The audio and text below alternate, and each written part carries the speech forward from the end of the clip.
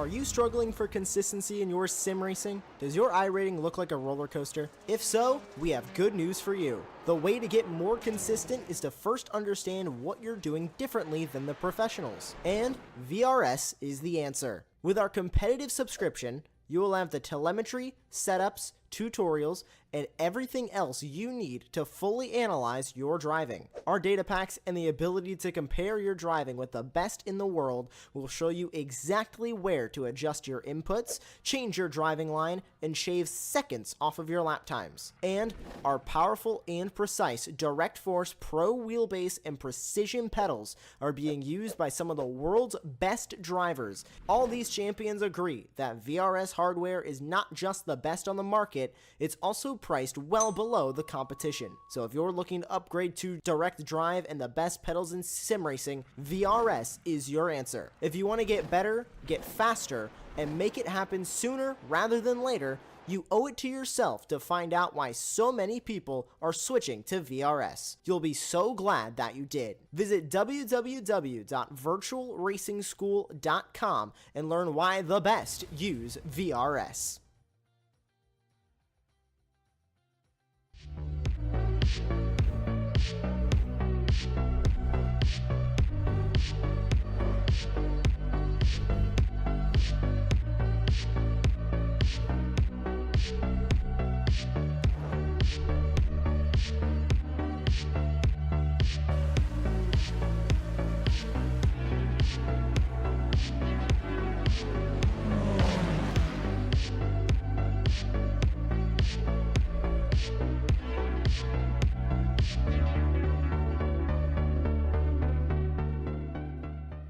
Ricmotech, high-performance sim racing equipment.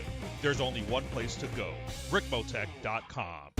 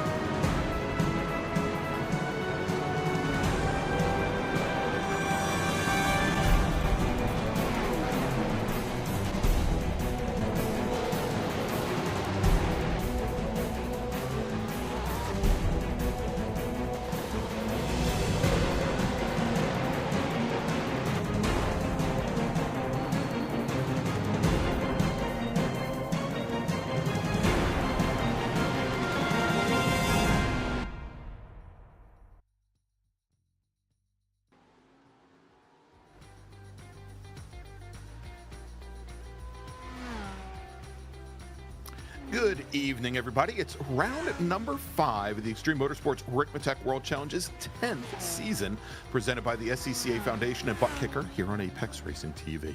I'm Greg Ginsburg with Larry McLeod.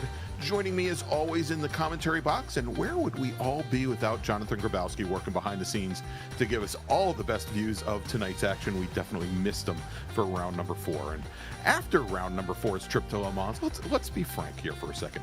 Nowhere we go will be as fast and the laps won't be as long, but we're trying. It's just that, you know, nobody told the folks at Extreme Motorsports that we could have hit the Nordschleife this week. So tonight for round number 5, instead we're setting our sights on the legendary Nurburgring GP circuit. Built in 1984 alongside the 12-mile, 154-turn monster, the Green Hell, this modern 3.2-mile marvel boasts wide runoff areas, fantastic spectator views, and a combination of medium-speed sweepers and tight hairpins that push drivers to the limit. That year, 1984, also marked the return of Formula One to the region for the first time since the Green Hell held its last in 1976 due to safety concerns. And so, good night, Larry. Good night. Good evening, Larry. And welcome to the Eifel Mountains. Well, it is about 2 o'clock in the morning in Germany right now, but That's right. In our sim, it is broad daylight, and it is time to go racing. I don't know that we've called a Ricmotech series event from this circuit. I went back and looked through the annals of history and could not find a single time we've been to of course we've been to the Hockenheimring for the World Challenge, but never the Nurburgring GP circuit. Yeah, this is gonna be great. So this is where F1 runs, and I think it's a good track for this kind of series here with all the speed and the large numbers that we'll have here tonight. This should be a good time. But it's an interesting technical track. Passing is tough as we're watching some contact here during qualifying. And at some point, we'll talk about the different qualifying format we have for the World Challenge tonight, like we did for the Sports Car Series last week. Yeah, indeed. We'll talk about that. As we see right now, our GT3 racers, they are out on track for a 12-minute qualifying session. In just a couple of minutes, they will come off track, and our GTP racers will go out. And as many laps as these drivers can fit in, they can fit in to help set the grid for tonight's race. But Larry, before we talk more about qualifying, let's turn things over, as we always do, to Kevin Ford tonight in an accurate GTP car for tonight's track guide of the Nurburgring GP circuit.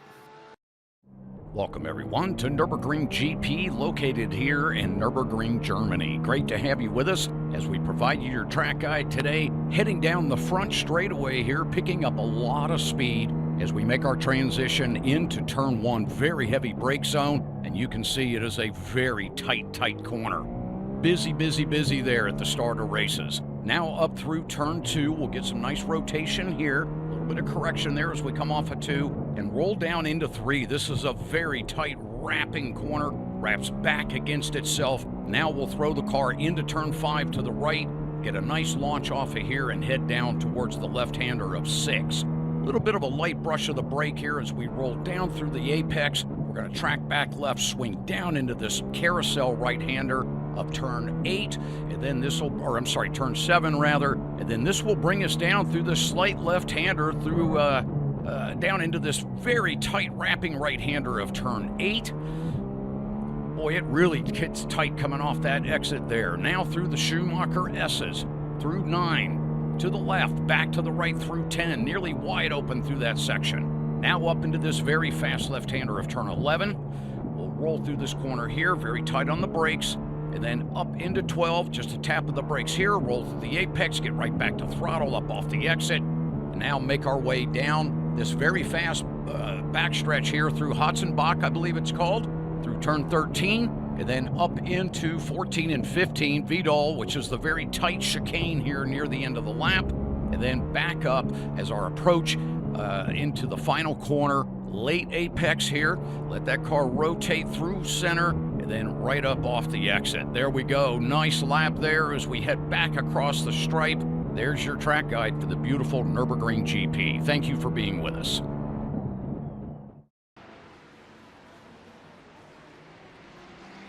And thanks so much to Kevin Ford for tonight's track guide of the Nurburgring GP circuit.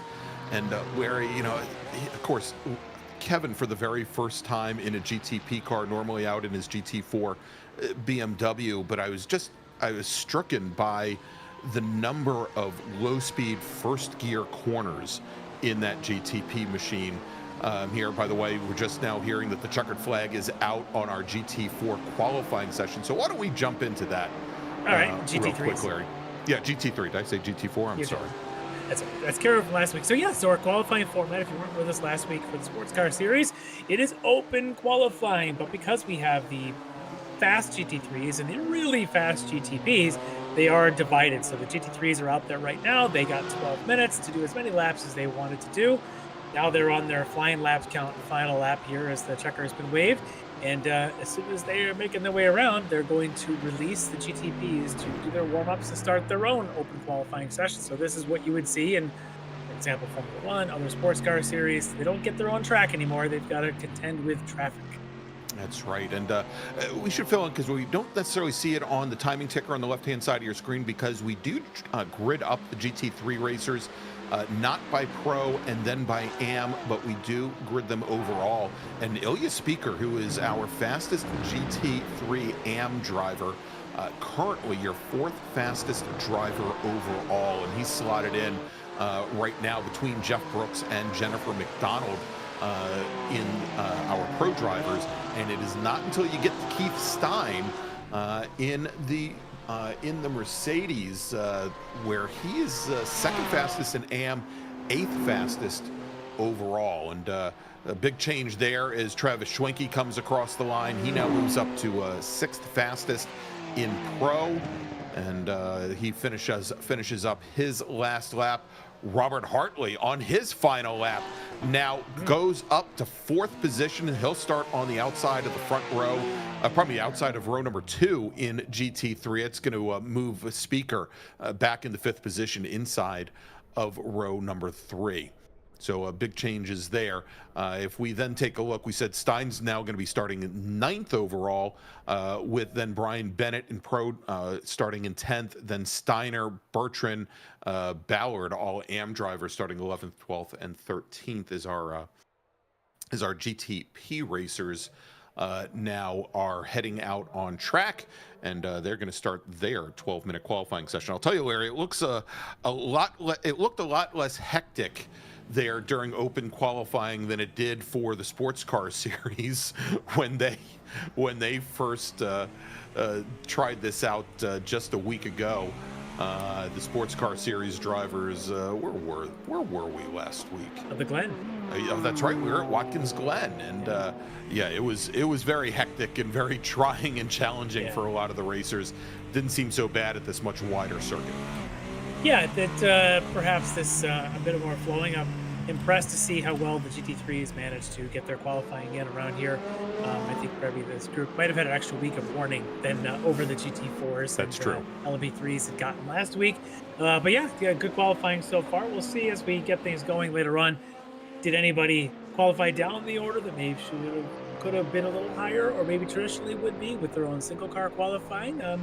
But at the top, it's the familiar names: Course Ken Copeland, Mike Dam, Jack Brooks, Robert Hartley. So no surprises there, but we'll see how the race shakes out as we now turn our attention to the GTPs.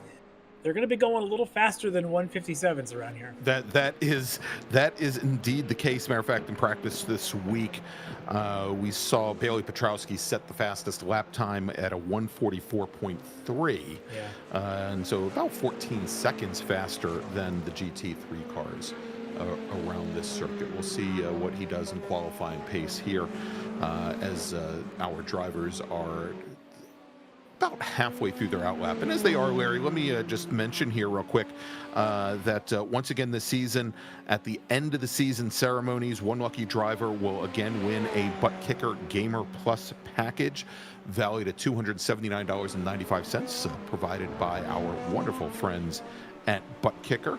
And if you want to turn up the immersion in your sim rig, visit thebuttkicker.com.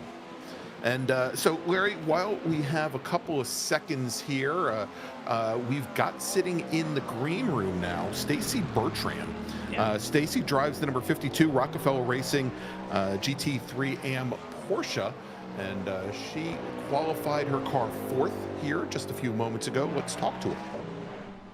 All right, joining us now, pre-race here, Stacy Bertrand. And Stacy, interesting switch up here with the new qualifying format trying out. So, what are your first impressions here of this open qualifying? Hey guys, well, this is definitely different and unexpected because I thought we'd do everything the way we'd normally do it, but this is different. There was enough spacing out there, so it was pretty cool to actually run a good lap. At the beginning, if you're too close to somebody who is actually slower, it can be a little challenging. So it's different, and you just have to learn the new technique. So if we do it again, I'll have a little bit more knowledge in the cap for a better qualifying this time. Well, a little birdie told me that perhaps you've done some open qualifying before, but maybe not in a sim, perhaps in a real world. I hear you do a little road racing. Oh yeah. I've did about 5 years of road racing and with SCCA, and it was pretty awesome. And I actually got a championship in 2009. So yeah, I've seen the real track. I've experienced that. Yeah. What were you driving? What's your race car these days? Oh, it was a 1990 Ford Probe in I2B. Okay. And the car was one of a kind because SCCA did not have a Ford Probe classified, so I actually had to classify the car in order to race it. Yeah, that's a lot of work to get the administrators of SCCA to finally find a class for you, but that's awesome. So How does that translate coming into the sim world with all of that, seat of the pants driving, real world driving? How does that skill transfer over here to the virtual? Well, it was really interesting because as I entered the sim world, it wasn't up to the par of anything of what it is today. And so I knew coming in it was kind of more video gamey, and if that's a word. And so I kind of took it for that, right? I really didn't put too much realistic in. I tried to do just the racing lines and stuff like that, but I there's no real feedback like you would if you're in a real car. In a real car, you have the sights, you have the sounds, you hear the rubber coming off the tires, you hear the cars around you a little bit better, and you can feel them if they have enough, rumble in the engine. And you have your gauges to watch so that you're more focused on what's happening with the car, and you just kind of you feel so much more in the real world. So when I transferred over to the sim world, it was really difficult for me because I basically lost 90% of my senses coming into this. And what I've learned over the years is people who start in sim and then work their way into real world, they're experiencing now all these extra senses and stuff that they didn't have before, and the G forces and the techniques you have to use with your head, under the high G load corners, or do some strength training of the neck muscles. They didn't have to do that in the sim. So yeah, it's very different. The two worlds are very different, and it is easier if you go from sim to real world versus the other way around. I guess the first thing that most people really have to learn is when you go to the real world is everything costs real money, and there's real lives at stake. It's like your life could be done or really badly injured, or you could really badly injure somebody else. So there's a lot of no pressure situations in sim racing versus the real world. So it's so much different. more risk in the real world than what we have here in the sim, and it seems you can run infinite laps for virtually no money out here, and that's the experience a lot of folks should get. But you can say the ones that are young and learning that first, they still have to get to the real world and figure out what it's like to actually drive around a corner with G loads and all the extra sensations. Oh yeah, because when we go to have a world race weekend, we're getting 13 laps for warm up, and then 3 or 4 laps for qualifying, and then you're going into the race, and then you do that again, 2 races a weekend, and then you go into a different track. You don't touch that track again until the next time you actually get to drive on it. So the sim is a great tool to allow you to do laps and laps and laps on the track to get a feel for it, the corners, maybe some of the braking points, look for braking markers, and iRacing does an awesome job at that. It also gives us a chance, to run tracks like the Nurburgring Grand Prix, Le Mans, and some of the other tracks, which since you've joined the Ricmotech series, you've gotten to be a part of this series. So what's your experience been? I think this is your rookie season. So what's your thoughts on how the season's gone for you, and what's your impressions of the league? Oh well, this is actually, and I think I can speak for the teams too, something that we've been looking for. We've been looking as our skill levels have been increasing as drivers. The Rockefeller Racing Team, we've been looking for organizations to have an upper level of professionalism and understand what real world racing entails. And since you guys incorporate some of the rules and how you handle yourselves, we think we found a really good home here. We're all pretty excited to be racing with you all. Well, that's awesome. Yeah, the Rockefeller Racing Team has gotten pretty big, and a lot of success has been happening among these ranks, and you're obviously one of them there as well. I think you come in tonight, if I got this right, 5th in the M class points. Is there a target you have for where you want to finish each race, where you want to be at the end of the season? It's tough because there's always those variables out there, those spooky things that even the commentators curse. I believe in it. It's always Greg's fault. It's always my fault. It's got to be Greg. That's right. And so I hope to get like top 5 every single race. I hope to get top 5 somewhere in there in top 5. 1 through 5 somewhere. 1's really hard because it seems like you have to be just perfect and have all the right things go your way to get first or second. And I just keep punching away and trugging at it. I'm one of the older drivers on the team, and I was born in '69, and I don't care if people know that or not. So, if that scares you, if I run a faster time than you do, and I was born that many years ago, Yeah. gives you something to strive for. That's older people. We still got some skill. I know exactly what you mean. I'll hide my age, but I'm not Larry far knows behind that you. I might have been born the exact same year, and he knows that I don't have any skill. So, by the way, Stacy, I should mention that there is one more Ford Probe racer that I know of. His name is Todd Reed, and he raced out of Pennsylvania. Raced his probe up until just a couple years ago when it went off into the woods just before the bridge at Summit Point, but raced it with the Eastern Motorsports Racing Association and also with NASA for a number of years. Oh yeah, I know the guy. Yeah. Oh, excellent. Yeah, because when I first started driving the Ford Probe, I met my husband, and together we ended up buying the website for all probes nationally. Oh, really? So we held events for Ford probes and all kinds of stuff. So we got to meet all the people who wanted to turn their cars into race cars and do all kinds Even of stuff. the SCCA GT3 probe out of the Detroit area. Oh, that's right. Yeah. I don't know about that one. I have to look that one up. Yeah. He finished when there was some attrition. I think was it 2 years ago at VIR. He ended up in the top 5. Yeah, top 5 in the runoffs. Yeah. Oh, So, I thought you were going to mention Lynn St. James, because she actually drove a really GTP Ford Probe.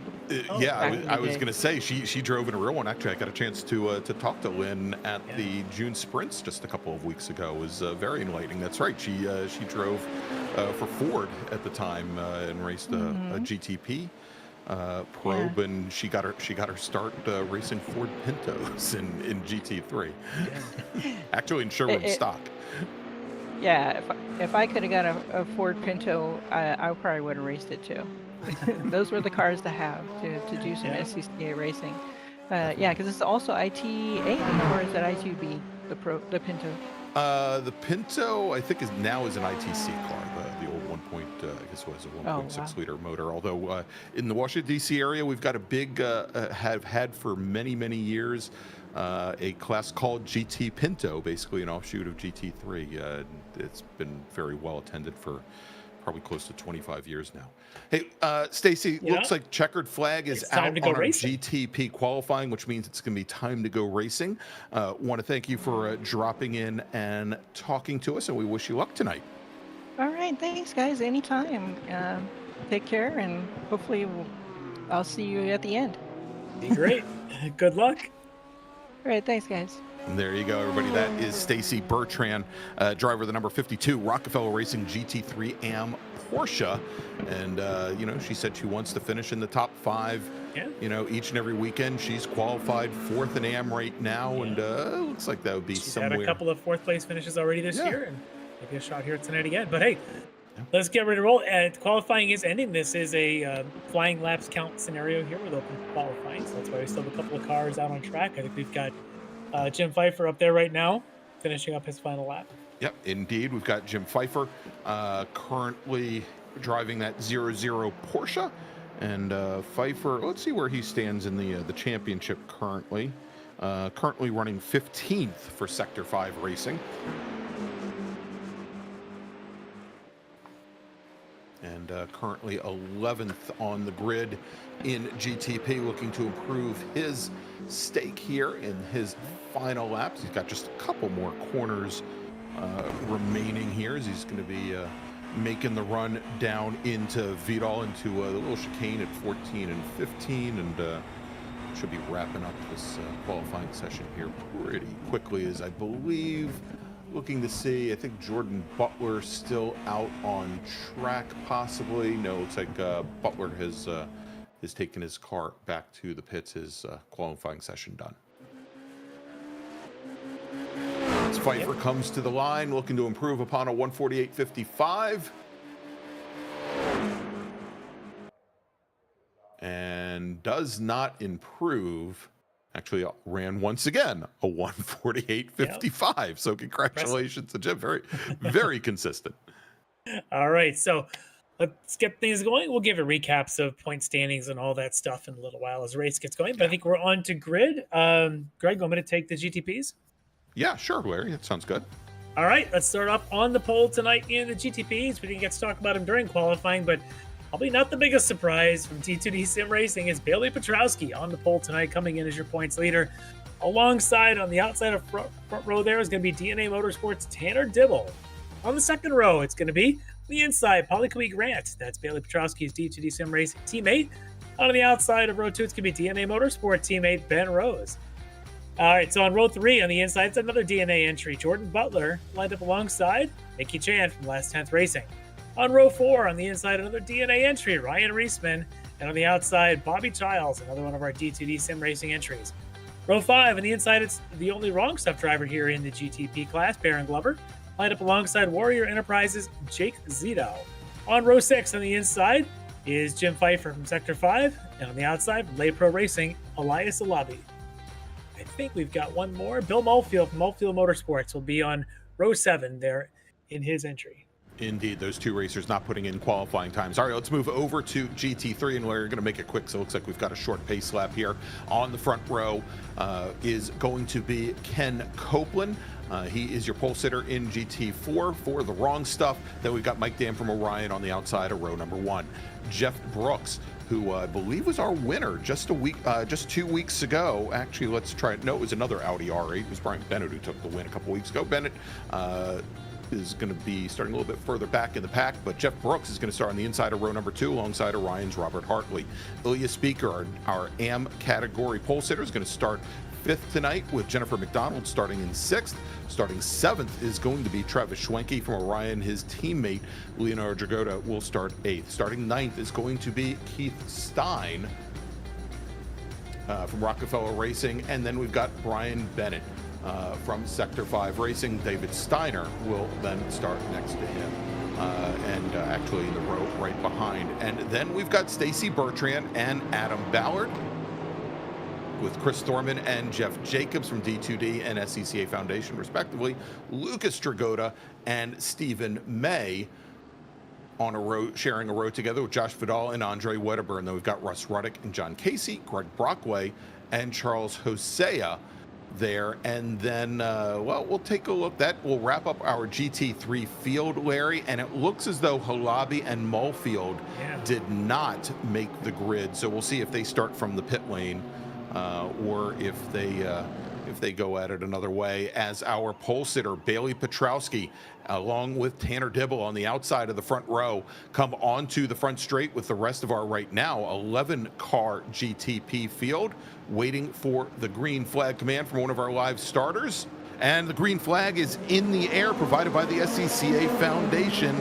SCCA Foundation provides funding for the next generation of race workers and volunteers that make real-life road racing events possible. Visit sccafoundation.org for more information. And Larry, that big hairpin going down into turn number 1, the Castrol S.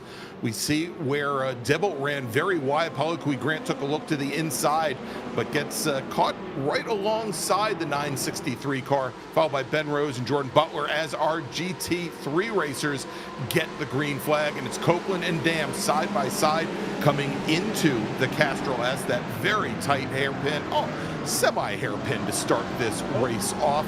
As Copeland slots in the first with Dam second, Jeff Brooks, Hartley, and Speaker. Yeah, we had one of the Orion cars backwards there at the start. Didn't quite catch which one that was, but that's a rough start for him. I think that was Travis Schwenke, Larry, who is now fallen all the way to the back of the field. Here now sitting 11th in pro, but more importantly, I think that is 23rd in the GT3 field. That's been tough. Let's catch it. Yeah, let's see this replay here. So he's the number 16 down the inside.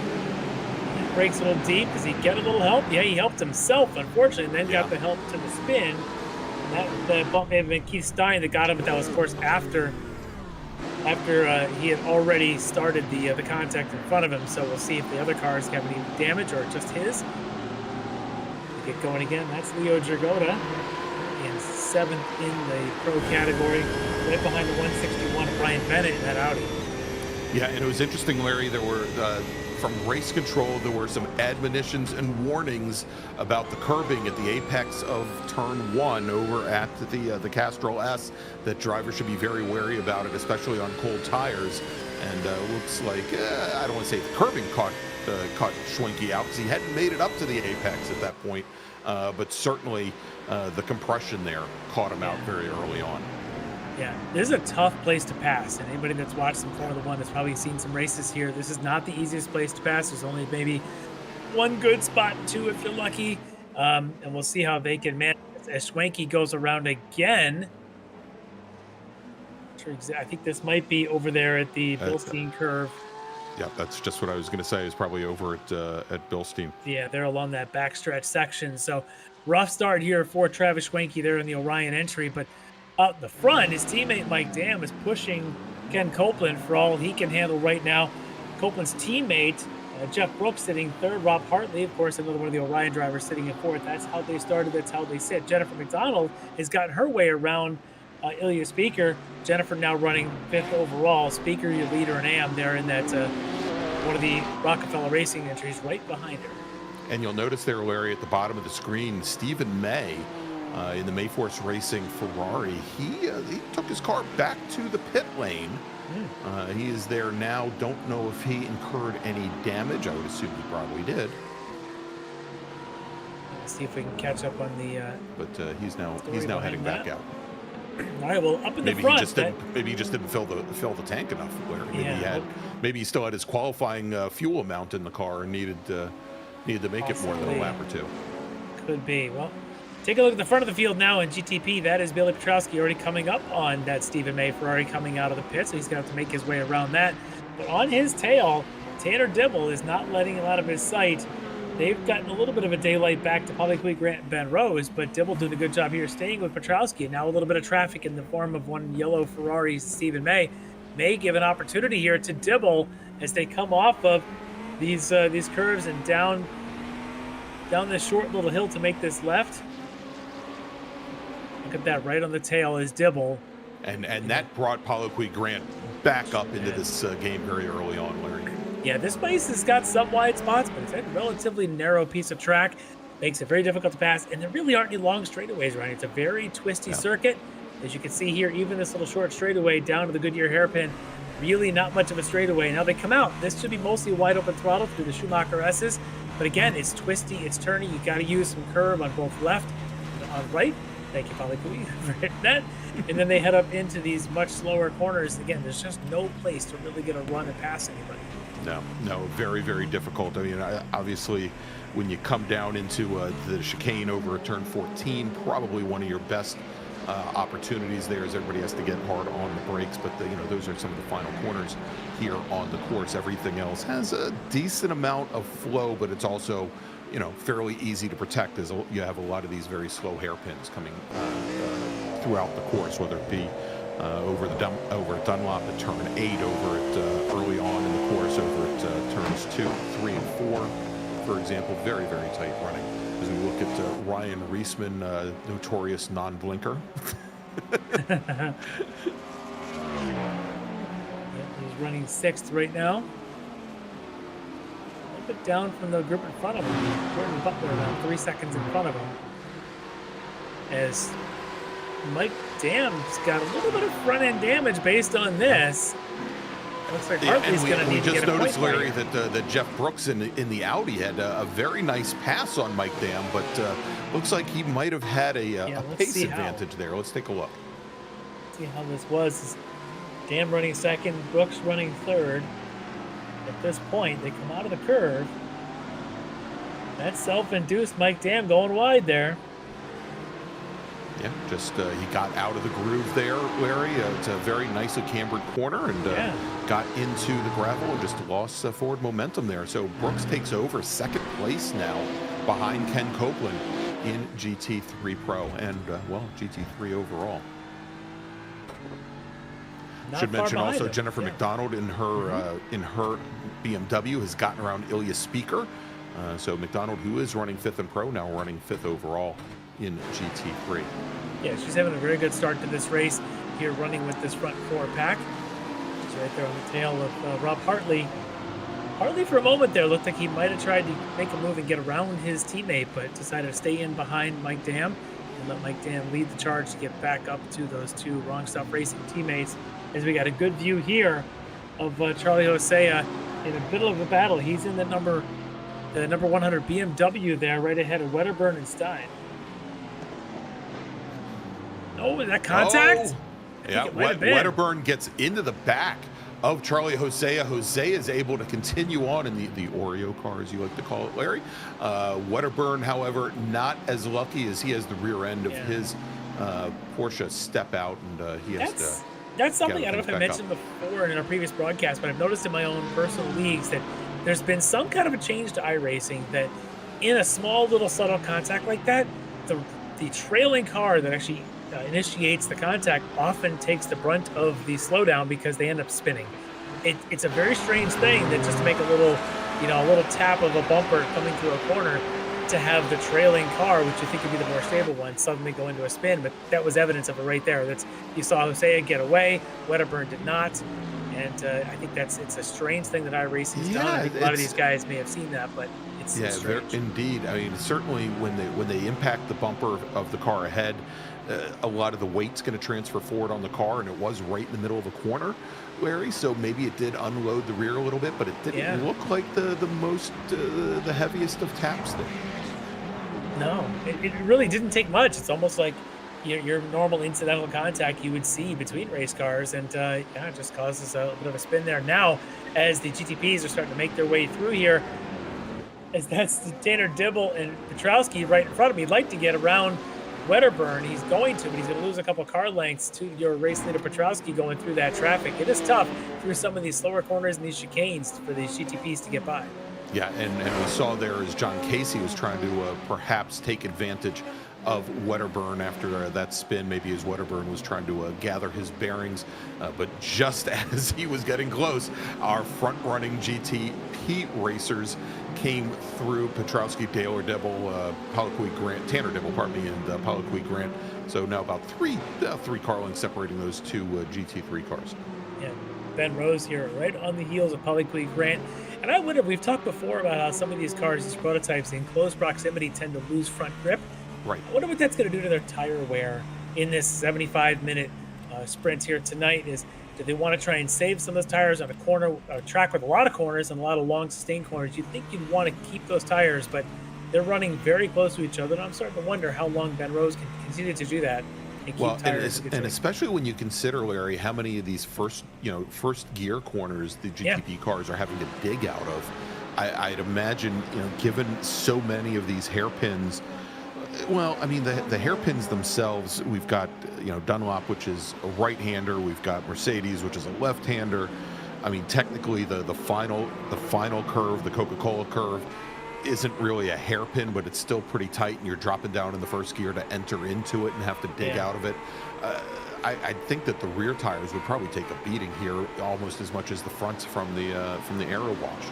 It may, because you're just trying to get this big long car to rotate as much as you can. That rear tire is going to get beaten up. But look how close Rose is to Grant coming through that chicane. That is impressive to be able to maintain that kind of distance through that slow corner.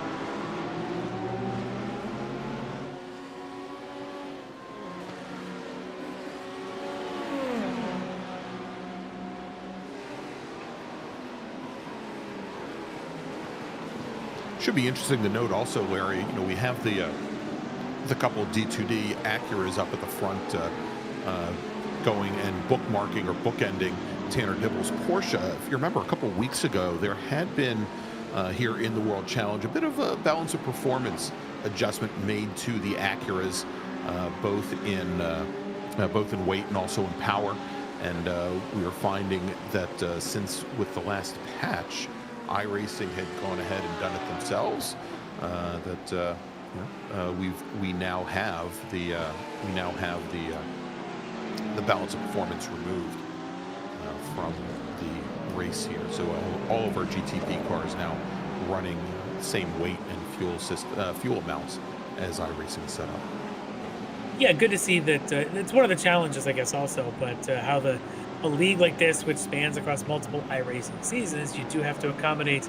Oh, as I'm watching Bobby Childs led up there behind Ryan Reisman. Bobby almost got a little bit loose there, coming onto the curbs there off of the hairpin. He's able to continue and didn't really go anywhere other than lose a little bit of momentum.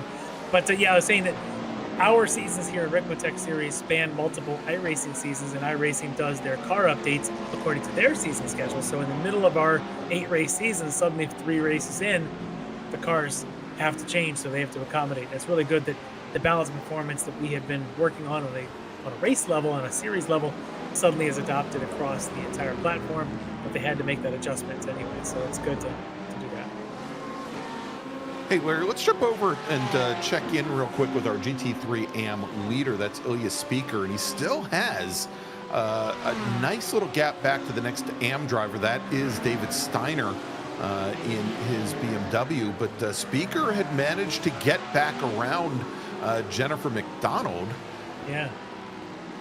And Jennifer also, Ilya Speaker and Brian Bennett both got around Jennifer. She is still running, so nothing significant, but certainly a couple loss of positions there. As we've got a lot of activity here going on as the GTPs are making their way through the GT3 field.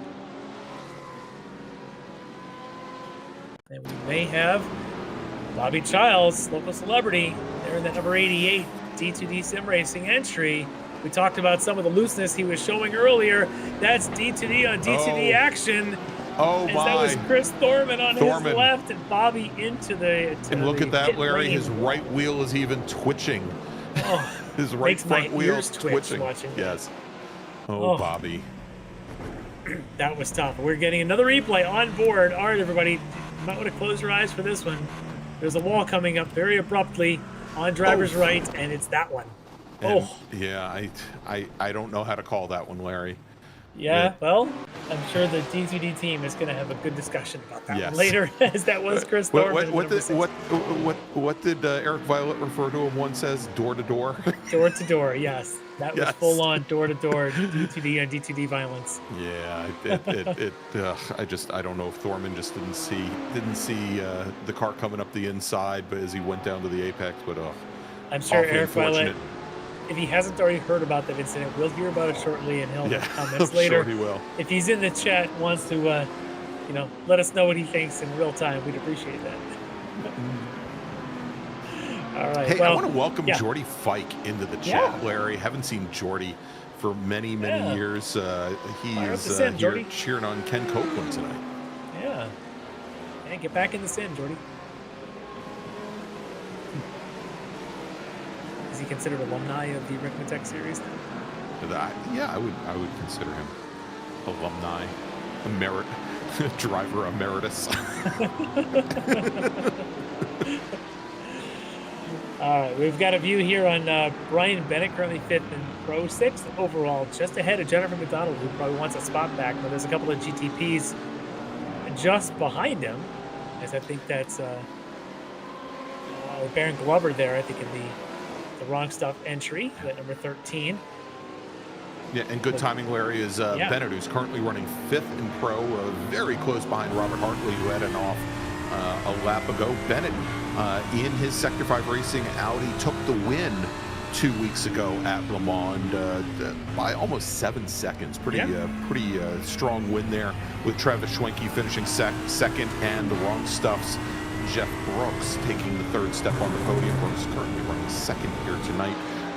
Bennett currently leads the championship, Larry. Well, I say leads the championship, but he's in a 3-way tie with Lucas Dragota, with Leo Dragota and Travis Schwenke, all 3 drivers at 182 points. Robert Hartley currently sitting 4th in the championship, and I know that good old John Grabowski was not ready for me to read that stuff off, but Okay. but currently a 3-way tie as we're going in the round number 5, which is pretty astounding. Yeah, and as we get later in the season, that could be interesting to see how that shakes out with those 3, or do we end up with a 4th in that mix at some point? But right now, Bennett, Dragota, Schwenke really just putting on a fight. We're only halfway through. We're 4 races into an 8-race season. It's a lot of racing still to come, but it's looking pretty tight there in GT3 Pro.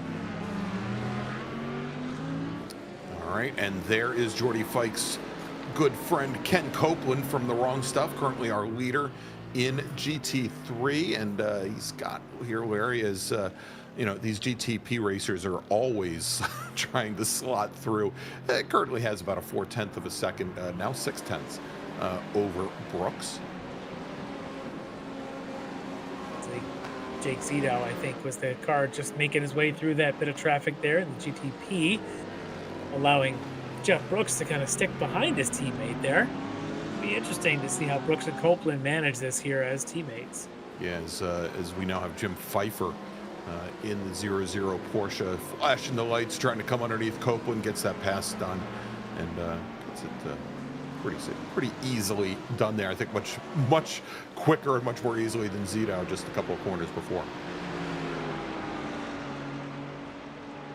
Yeah, coming in tonight, Jeff Brooks 9th in points, Ken Copeland 5th in points.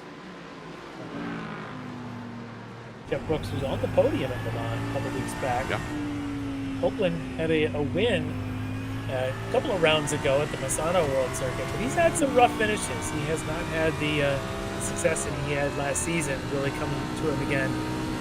But he's always one of the quick ones, showing it here in lead the pack. So much curve.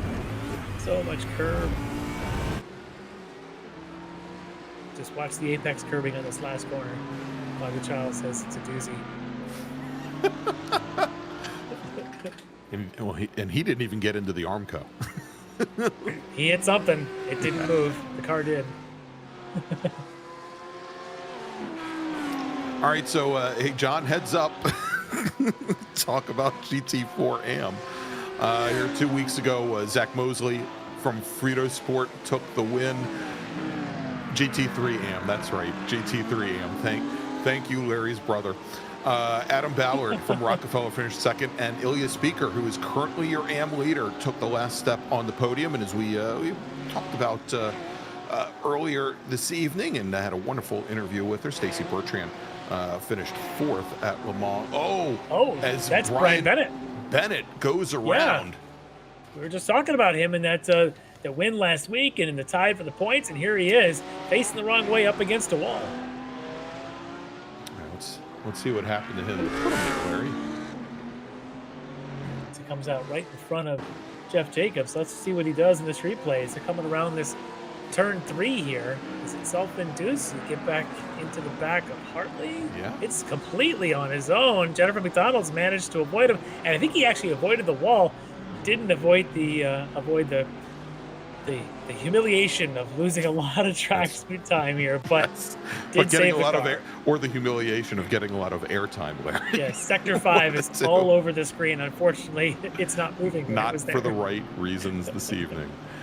All right, so in GT3 AM, your current championship leader, Adam Ballard from Rockefeller Racing. And right now, Larry, it's a 1-2-3 for Rockefeller in the GT3 AM standings. Ballard in his Lamborghini, currently your leader with 160 points, 4 points up on Ilya Speaker, and then Avon Dorsey, who was in the chat saying, I'm regretting not doing this race now, but got to keep the wife happy. Avon Dorsey may not find himself in 3rd position in the championship after tonight, as David Steiner only 6 points down, but as John Grabowski says, he may remain married after this round. We'll see him again, I'm sure, at Interlagos in 2 weeks. Yeah, I would think that we'll see him in Brazil, absolutely. And in GTP, it was Bailey Petrowski who picked up his 3rd win on the season. Ben Rose finished 2nd. Dalton Fredericks for Warrior Enterprises in his Cadillac finished in 3rd. So 2 Acuras, 1 Caddy on the podium. Paulo P. Grant finished 4th. And Nicky Chan in his Porsche finished in 5th position.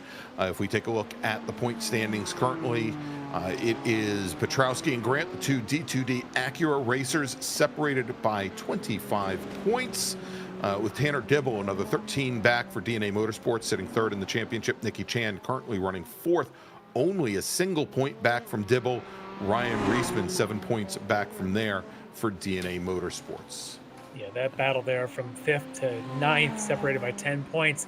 Yeah. That's going to be a fun one as we get down the second half into the final stretch of this season. That could be good.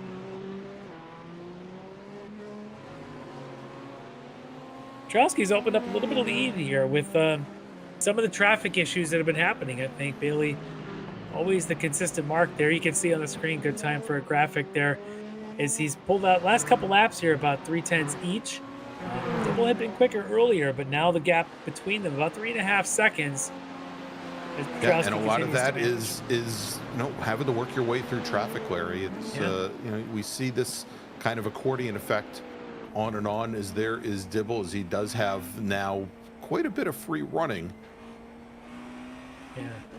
Well, 2 weeks ago at Le Mans, it seemed lots of places for traffic, or to be avoiding traffic and to be able to make your passes. Now, we still saw some unfortunate incidents at that race, but here, knock on wood, haven't seen them yet, but boy, have we seen traffic. We have seen a lot of side-by-sides. The only incident seems to be the two D2D boys that couldn't quite work it out who was going to take the apex, and Chris Thorman won.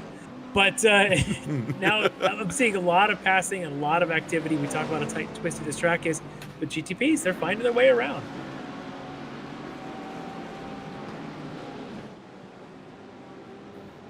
Oh, Larry, Bobby Childs, he has returneth. Wow. He is back out on track and not the worse for wear. Yeah. Chris Thorman, on the other hand, maybe not so much. Thorman might want to watch out the next time Bobby's coming along to make a simple pass. Yeah. Yeah, looks like Thorman's out for the evening. By the way, Elias Alabi and Bill Molefield did not only did they not make the grid and make the start, they have not turned the wheel. Let's jump over here, Larry.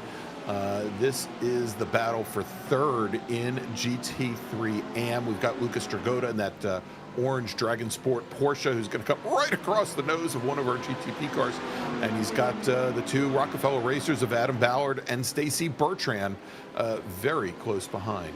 As it looks like Ballard had managed to get around Bertrand a little while ago and move up into fourth position. And it always surprises me that the Rockefeller racers, actually very much like the Wrong Stuff racers, that we have them spread across almost every one of the different platforms, which I imagine makes things much more difficult, to do setup testing and share data across the line and across the drivers on the team.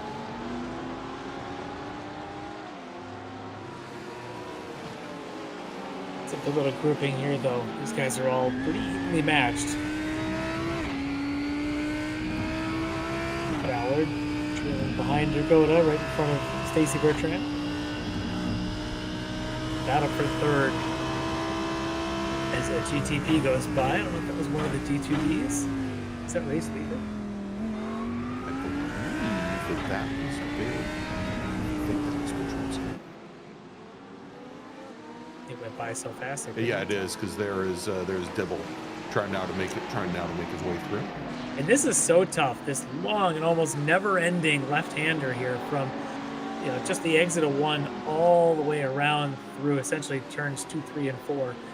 And it's just impossible to pass through there. The GTPs are trying to find a line that the GT3s are saying, hey, I just want to get around this thing. Yeah. And they just can't. There's just no room. The GTPs just have no place to go. They like to stretch their legs and get by. As you can see now, Petrowski and Dibble coming up behind Jennifer McDonald. We think that's Rob Hartley right behind, but this is the battle for fourth in GT3, and they're going to go a couple of wide here as those GTPs are going to try to get through before Jennifer gets to this left-hander, and they do. They're on that back straight.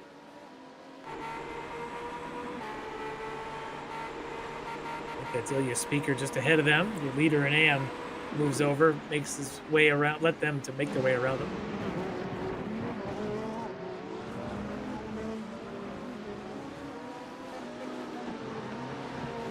Imagine hitting all these curves lap after lap for an hour.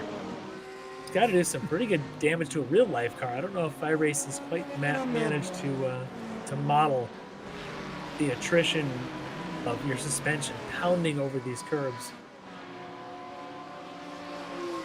And it's funny as Stacy Bertrand was talking about the need to build up your neck muscles. Yeah. This is perhaps we were joking before Kevin Ford did his track guide tonight that it took so long. He should have been racing a GTP card for the track guide at Le Mans a couple of weeks ago, but he still needed to build up his neck muscles. And we're seeing here, I mean, even with all of these long corners like that AMG Arena, Larry, again, a very, very long left-hand corner, you know, really hurts the neck with the sustained G's that are there. You know, but obviously not a real problem for people in the sim. Although if I find out that, you know, that Bobby has one of these full motion sim rigs, I'm going to be a little jealous of the rig, not Bobby. I don't know if I'd be jealous after the amount of impact that he took at the end of that pit lane is wall. true. I'm not sure I'd want to be in a full motion sim rig for that one. I suddenly would find myself on the ceiling or on the floor or somewhere else. It would launch me out. Got thrown across the room. Yeah. Those are the expensive sim rigs. The harder impacts that actually throw you out. You actually need seatbelts to stay in. Oh gosh. All right, good little battle continuing here as Lucas Dragotta has got the. Let's say that's Ryan Reisman trying to get his way through. Lucas with Ballard, I think, out in front of him. Stacy Bertrand right behind him in the 52. That'll be the back of Lucas here in similar Porsches. With Bennett now right behind them, and we know Bennett qualified faster. We'll see if Bennett's able to make his way through, or if this is a pretty even match at this stage.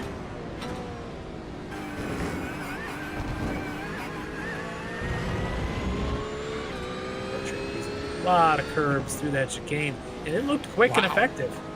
And look at that, Larry. Even just on the entrance to the final corner into that Hyundai N corner, as Dragotta took a bunch of curb on driver's left at entry. How much it lifted up that Porsche. Yeah. Thing is moving around, and she's going to make the dive bomb move, and with a little bit of a pick there. Was that from Bobby? I think Bobby Childs was sort of in Lucas's way, and Stacey's going to use it to her advantage and get the position. There you go. So that's Stacey a veteran Bertrand, move. That's right. Now moves up into fourth in AM. It's going to drop Lucas Dragotta now back into fifth. Yeah. That's a brilliant move. Watch this. As you can see, Bobby's on the inside. It was a late lunge, Larry. Look how late she goes in. And that's just seeing the opportunity there. I'm not going to break that early. Lucas broke early because he had Bobby in his line, and Stacey says, no, I'm going to take the other line, and she took that position. Beautiful stuff.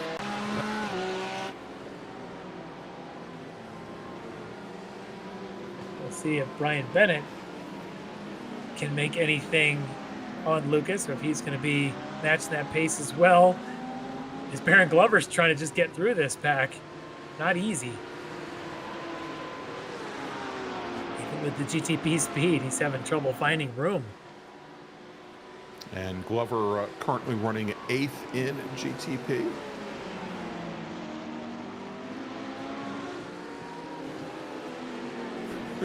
But yeah, we're seeing again where now Jim Pfeiffer trying to make his way through. Should mention that Pfeiffer in the Porsche did manage to get around Jake Zito just a couple laps ago. So Pfeiffer now running in 9th position. As we jump back, this is the battle for the lead, Larry, in GT3 with Copeland and Brooks, and it really hasn't slowed down all that much. Mike Dam, after his early spin, look at this, is Dam now back up into 3rd. Remember earlier you had Dam's teammate Robert Hartley was right behind him. In fact, when Dam had that off and on, it was Hartley that was kind of having to hold up and wait for him. Hartley now, as we saw, is behind Leo Dragotta. Hartley's all the way back there, about another, 6 seconds back from this group or so. Yeah. So Dam now the only one of the Orions up there, along with these 2 wrong stuff entries of Copeland and Brooks. But it is certainly a race between them, and we may start thinking about how does pit stops get managed. I think it's going to be very important at a track like this, as difficult as passing is, to get an effective in and out pit stop. And maybe if you're Jeff Brooks, maybe you could save a little fuel here behind your teammate. Yeah, indeed, Larry, and with our GT3 cars now working lap number 16, we should start to see their pit window open up in about a lap or so. We estimate they can go about 26 laps on a tank of fuel for what should be a 38 lap race for them. So definitely time for these drivers to start thinking about it. And now we see here where Brooks has dropped off the back of Copeland just a little bit, and it's brought Mike Dam maybe a little bit closer in. Sometimes that's what it takes. One set as a quarter. You had that left and right corner. You get a little bit of wobbly there for Jeff Brooks. Suddenly Copeland is able to stretch his legs a little bit, take that advantage. There you can see Mike Dam closing in on Jeff Brooks. 4 out of the last 5 laps. There's the numbers. I think it's Ryan Ricmotech now trying to get his way through this front pack of GT3s. Yeah, and there we go as Jeff Brooks tries to take a defensive entry. So as Ricmotech comes through, he protects the inside, maybe tries to pick up a little bit of a draft from the Cadillac driver, and does manage to hold off Mike Dam heading into turn 1. Hey, Larry, let's do this since we are right up about the top of the hour and we're getting close to these pit windows opening. Why don't we take a quick little break thanks to our partners and sponsors, and we'll come back and bring our viewers all the way to the checkered flag here at the Nurburgring GP circuit, where you're watching the Extreme Motorsports Ricmotech World Challenge here on Apex Racing TV. We'll be right back.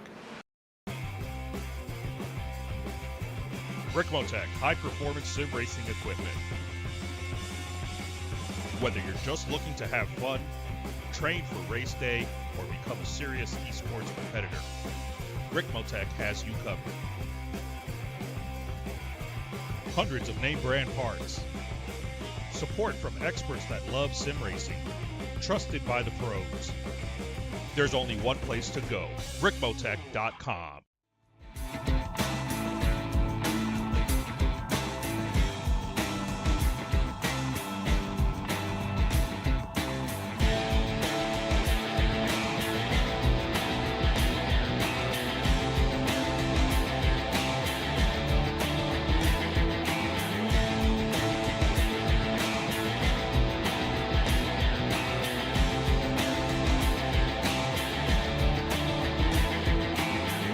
The SCCA Foundation is a 501c3 organization serving as the charitable arm of the Sports Car Club of America. One of the programs partially funded by the foundation is the SCCA Academy, an online learning management system used to keep real-life racing track officials up to date on the highest standards of race safety and officiating. Through this program, the SCCA Foundation is supporting the future of the best trained corner workers and event officials in motorsport. You can support these efforts at www.sccafoundation.org.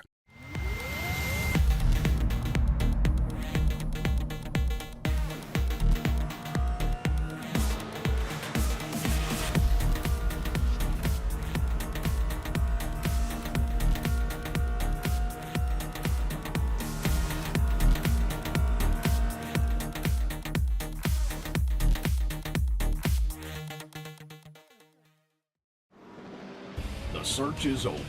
The most comprehensive league scoring solution is here, with the ability for multi-level championships, custom incident tracking, post-race time penalties, support for heats, drop weeks display, multi-car team scoring, advanced web widgets, rookie championships, a custom paint system, and load those results in seconds. Visit extremescoring.info today. Ricmotech, high-performance sim racing equipment. There's only one place to go, Ricmotech.com.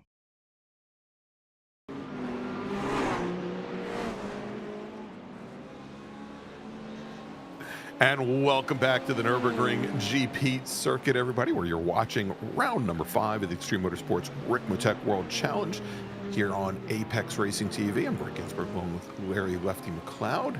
And Larry, thankfully, when we went to break, the whole field didn't pit in, which seems to happen not this time.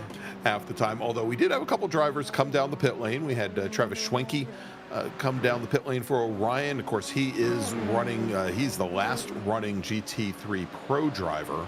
And then we had John Casey and Greg Brockway, currently running 11th and 12th in AM. The two was a Frito Sport racers come down right the on pit cue. lane.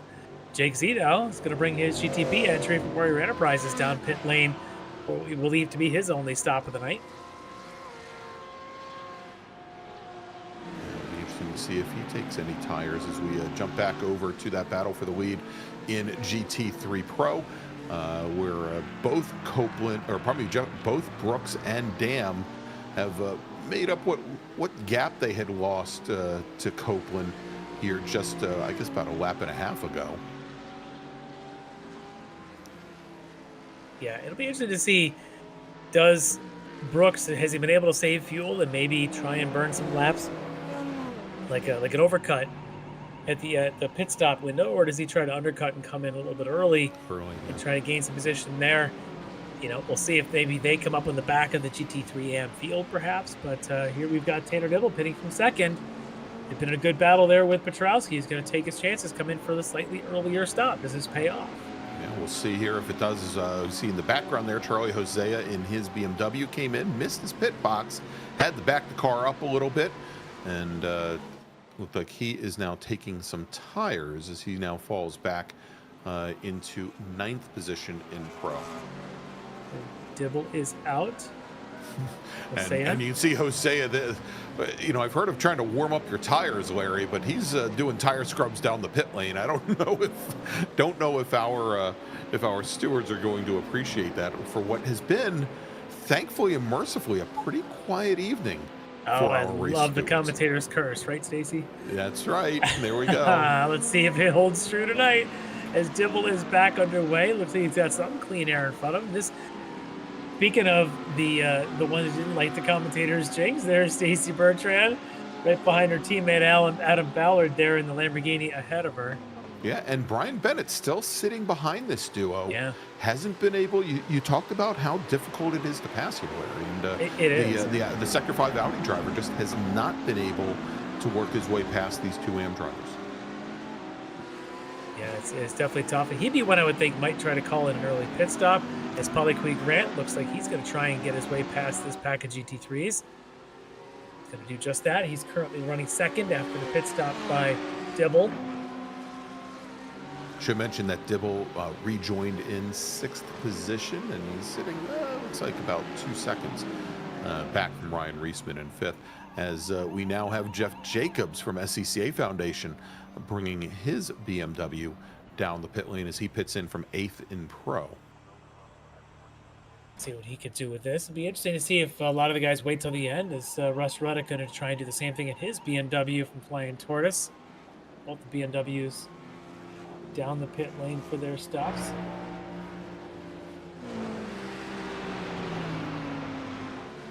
This top 3 hasn't changed in quite a while. Not since the that little bit of a slide. That'll be the announcer's curse right there, Larry. Well, we had the slide for Mike Dam coming out of a hairpin early on. That gave the spot for second place to Jeff Brooks. That's how it's been. It hasn't changed. So at some point here, change may need to happen. Pit stops are going to have an influence here. We'll see if any of these 3 flinch as we are now past the halfway point.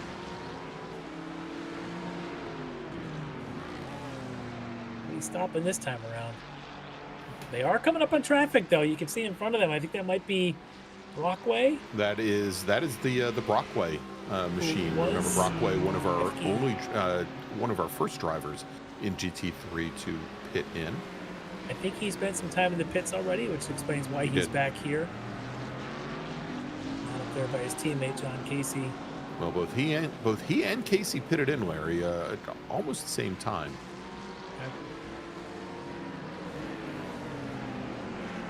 Well, seeing this happening, I'm surprised one of the other 2, Dam or Brooks, didn't decide to come into the pits and avoid the need. Although, there you go. That is actually Casey, the 78. That is not Brockway. Ah. Yeah. That's right. That's right. Casey in blue, Brockway in purple. That's right. I think I'm colorblind. All right, Jordan Butler pitting in now as it was for the time being an all Cadillac top 4. And I'm sure we'll see now that ends as Ryan Reisman goes by on the front straight. And look at this, Larry, the lineup here as our top 3 managed to get around John Casey. But currently one of our GTP racers trying to find his way through. Definitely getting crowded out there. This couple of corners here, this is where Copeland seems to be quite a bit quicker than Jeff Brooks. Is through this left-right chicane. I call it a chicane, but it's just kind of a connected set of sweepers there. And that AMG of Copeland seems to be pretty quick. We got a good shot here at Tanner Dibble, one of the front runners who's taken his stop already. Reisman right there behind him with his DNA teammates.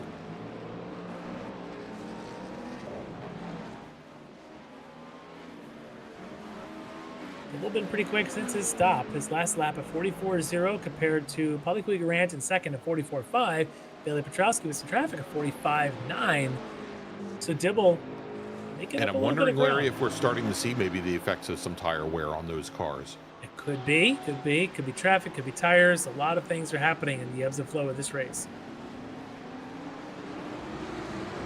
As we see Jake Zito trying to make his way through the pair of Rockefeller racers. And that's a repeat of Bobby. He manages to keep the car between the other cars and the guardrail. Not hit one or both.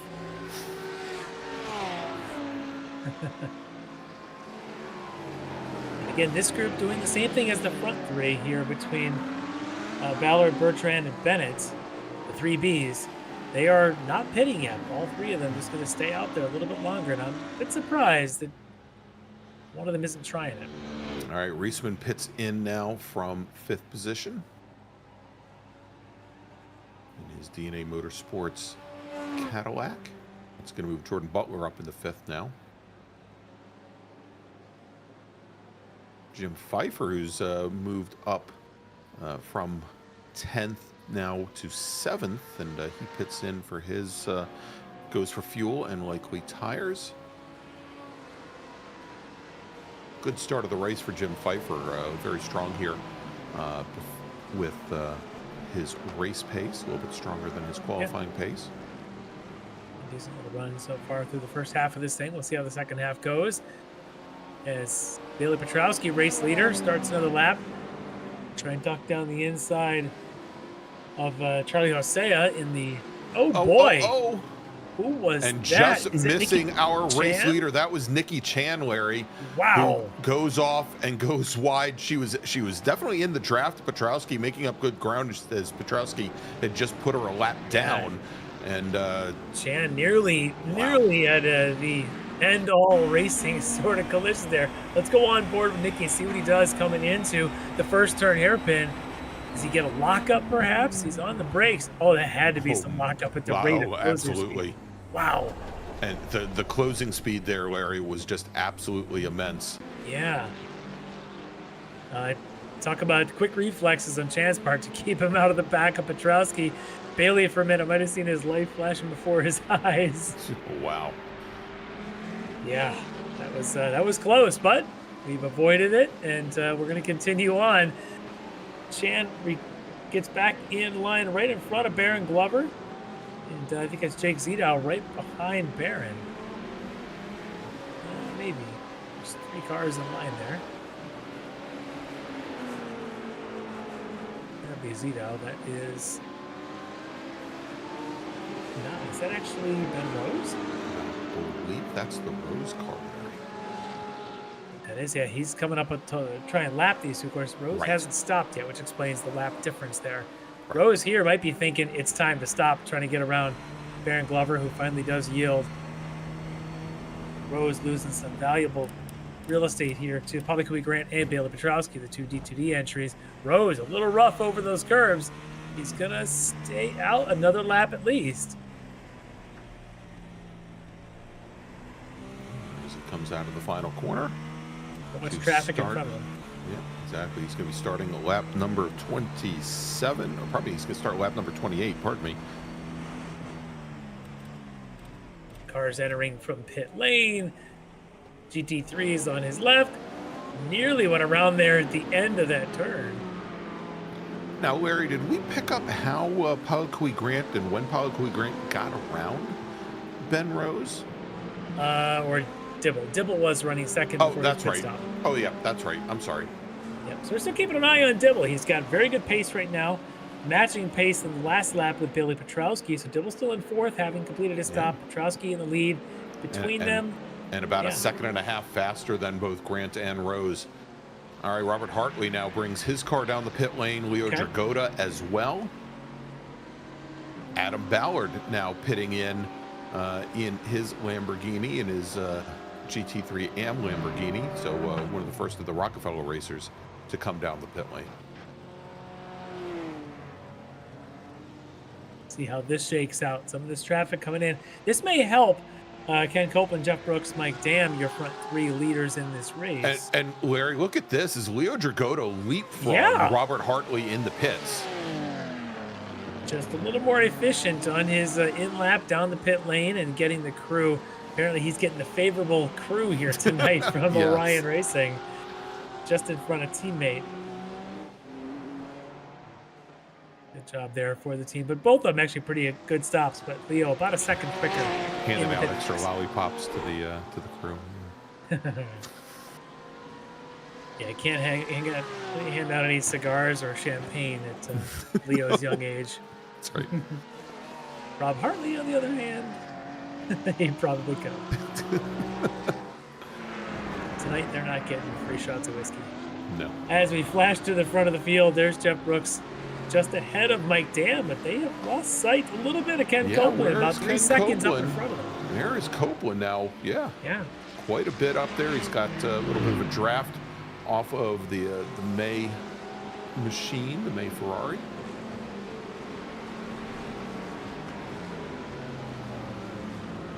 Might just be what Copeland needs.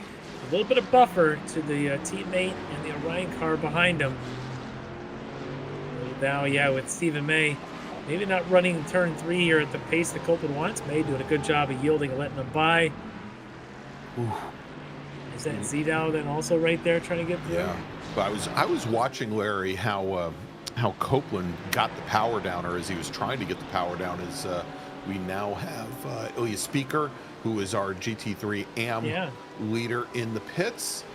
Looks like David Steiner come down the pit lane, as well as Keith Stein. But as Copeland was trying to put the power down at the left rear on that curbing, just started spinning that inside rear wheel. So we'll see what these drivers need to do, and if they need to take new tires. And GT3 is our leader from GTP, Bailey Petrowski, now coming down the pit lane, Larry. That is going to put his teammate Paul Grant, we assume, up into the lead. Yeah, there goes Grant down into turn 1. Yep, taking that lead as you mentioned. So we'll see how good a stop Petrowski's got. Meanwhile, Ben Rose also now coming in, pitting from third. This could move Tanner Dibble around Rose, but I'm wondering if Dibble, having just set one of his fastest laps of the race, not quite, but he's quick. If this is enough to get around Petrowski when Petrowski finishes his stop, Petrowski's out. Dibble, where is Dibble? Petrowski had been setting pretty comparable lap times to Dibble. Dibble had been lapping almost 2 seconds a lap faster than Grant. Right. Well, there they are. Rose. So Dibble comes out about 4 car lengths back from Petrowski. All right, Larry, and all 3 leaders in GT3 come down the pit lane: Copeland, Brooks, and Mike Dam. Interesting that nobody went out for 1 extra lap. Nobody came in a lap early. This all just feels like scheduled stops. Can Brooks be just a hair shorter than Mike Dam and make sure he gets that spot back? Can either of them, did they save any fuel? Can they get around Copeland? Copeland, we know, has been really good on fuel in the past. Well, Copeland away first. We'll have to see who was able to do it, Larry, because they were literally right at the end of what we consider to be the pit window for these cars. Mike Dam is going to be out in second. Jeff Brooks is now behind Mike Dam. So great job for Mike Dam. But Ken Copeland, leading the race, didn't have anybody to draft off of. He goes ahead and has the shortest pit stop of that group, and he's got the lead back.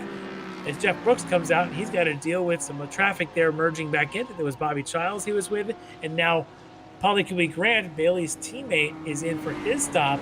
This should give the lead back to Petrowski and Dibble. All right, we see there is Brian Bennett leaves his pit stall. He's heading out.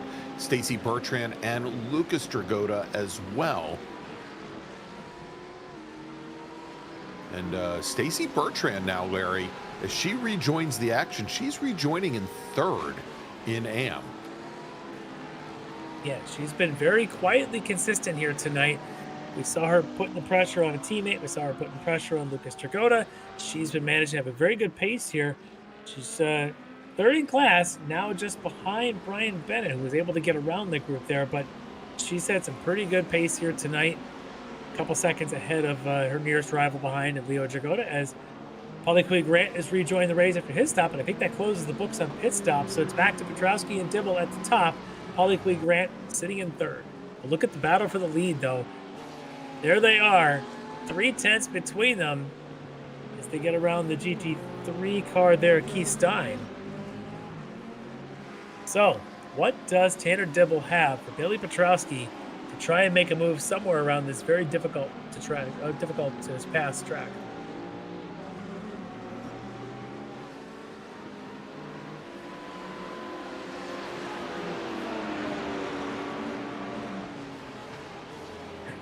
Again, coming into tonight, Tanner Dibble was third in points, about 13 points behind Polly Grant for second. And look at that, he's trying to make the move here, not able to make it stick. Petrowski, your points leader, comes in with about a 25-point advantage on Polly Grant. So between these two, it's over a 30-point difference. Dibble, though, would love to cut into that here. He's going to have to find a better spot to make the pass. He may be using traffic, as I think he's got up in front of him Stacy Bertrand, next one to pass. Be a help here for Dibble. As Grant moves to the inside, get around the Porsche. Dibble able to get down into one, still behind Petrowski. Man, are they close together? Let's see if Dibble's got any kind of moves here to lunge, to push Petrowski off of his line. Bailey has not. We have not seen Bailey pressured like this, I don't think, all season. Not at all, Larry. Either in this or even in the LMP3s in the sports car series, Bailey's been pretty dominant this year. The issues he's had with his poor finishes have come from some contact that, let's just say, may not have been his induced, Exactly. his cause. But this is a fair fight. Tanner Dibble is going to take it to him. Now, Polly Grant does have one win on the season. He's broken that streak of Bailey Petrowski, but unfortunately, does not seem to be in contention here tonight, as after our pit stops is almost 13 seconds in arrears of our two leaders. Yeah, now Dibble, while we talked about Petrowski's success this season, Tanner Dibble was last season's champion. Petrowski got it the year before, and you just talked about Grant, his win he's had this season. He was the season 7 champ last year. So all these guys, they've all tasted championships. Dibble wants to get back at it and kind of put Petrowski back in this place if he can.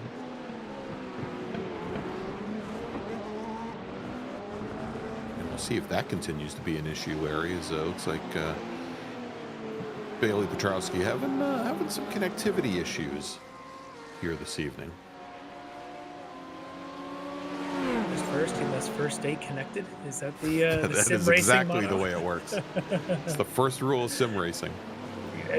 Second rule of Fight Club. To finish first, you first must pay your internet bills. All right, so that, while we step away from the GTP battle for the lead, that's Rob Hartley, currently 6th. Yeah, man, nice little move on David Steiner. Yeah, going into turn 1. Yeah, Steiner second place in the AM category. Would love to pick up a couple of points and get around Robert Hartley and maybe have a shot to get 8 seconds up the road to his real rival there, Ilya Speaker. But Hartley right now kind of in his way in the Porsche.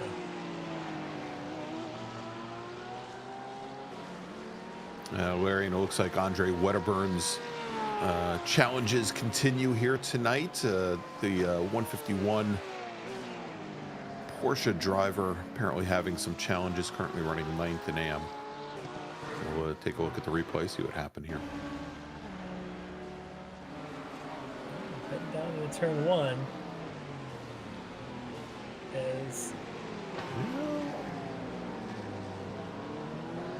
Well, nothing wrong there. He got low down, but I don't know. It's coming up. Yeah, well. Yeah, we'll keep an eye on him. He's currently running 9th in AM. Let's see what he does later on. Hartley still here, running in the 6th spot. Again, he was up as high as 4th when we started this race, so he's definitely had his issues. All right, Larry, and it looked like Hartley's starting to make up a little bit of ground on his teammate Dragota here, but let's jump back over to GTP. This looks like this is not a replay. It's just the same as Petrowski. Just a couple car lengths on Dibble. You can see Dibble there. At this point, they're just exchanging a little bit of the accordion through the laps. Yeah. 2 tenths here, 2 tenths there, 2 tenths here is pretty much what's happening.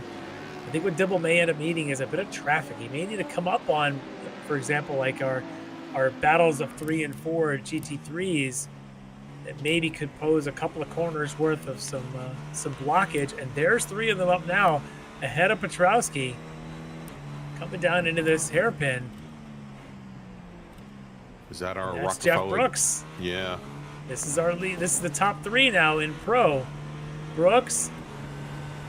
Dam and Copeland. Yep. Brooks was easy.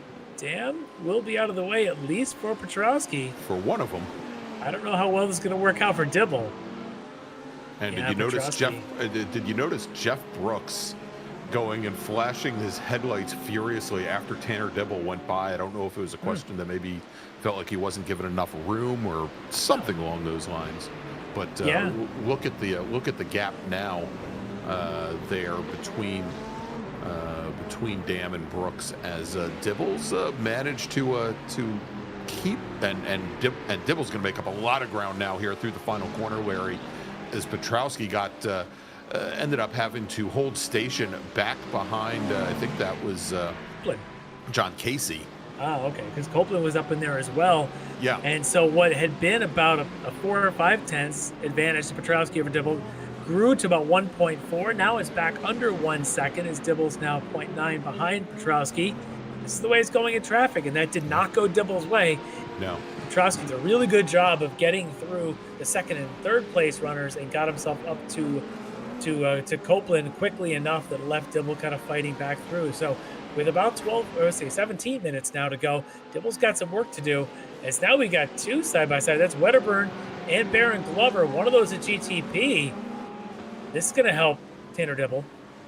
Yeah, this is going to bring Dibble right into it. And I was going to say, Larry, when they came through the final corner, we had John Casey there as Copeland was trying to get around John Casey. Our 2 leaders in GTP were trying to find their way through, and not enough room for 4 cars.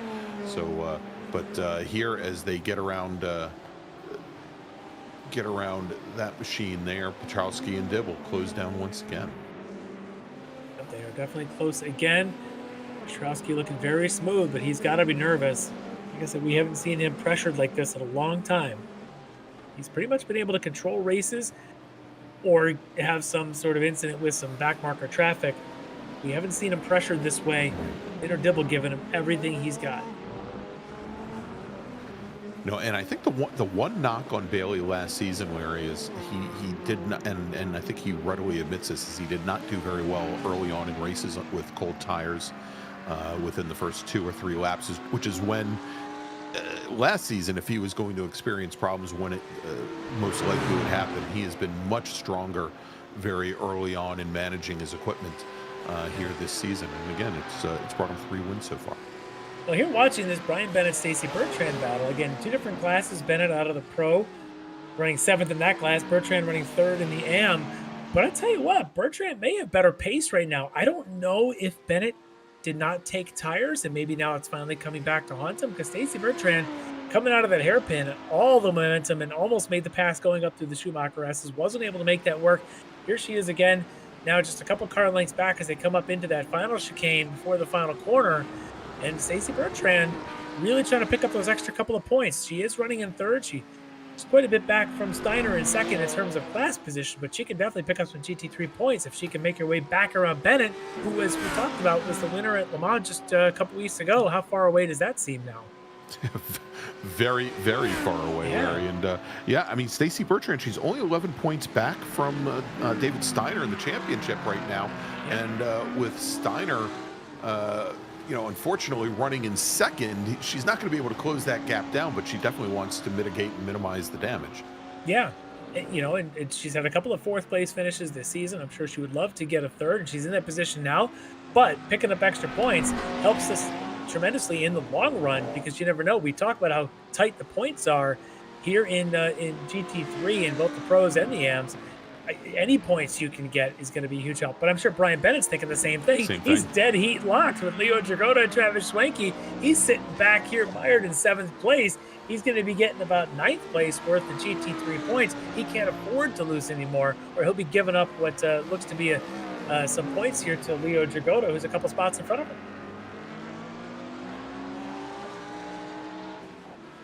Yeah, look how much better the run is there for Bertrand coming out of the hairpin.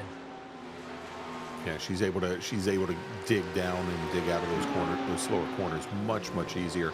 And, look at and this. she's up on the inside. Is she going to make it stick? No, she she's backs not close off. enough, Larry. Yeah, she backed off just a little bit. Didn't have full overlap there. Smart move. Again, veteran moves here. That she knows when a pass is complete and when it's not. But that's twice now we've seen her get close to that. One little bobble for Bennett, and I think Bertrand's going to have that position. And she's probably going to get maybe about 8 or 9 more shots at that corner, plus those laps entirety. So this could be a good finish here between these two.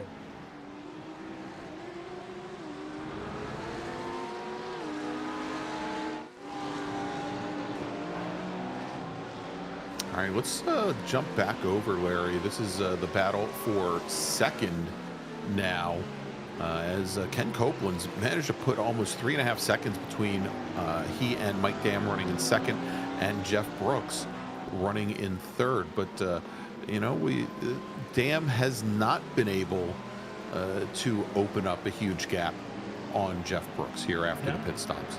No, he was able to just get by in the pits, and that was about it. It looks like Jeff Brooks may even have the better pace at this stage of the race. And neither one of them really has anything for Copeland, who's 3 seconds up the road, 3 seconds plus up the road now. So Mike Dam's just got to fight on his hands with Jeff Brooks for the second spot. And I think Brooks would love to see a 1-2 finish here for the wrong stuff. And with the troubles that have come to the rest of the Orion team tonight, not having pace and some other issues going, Mike Dam's the only one carrying that flag up here in this front group.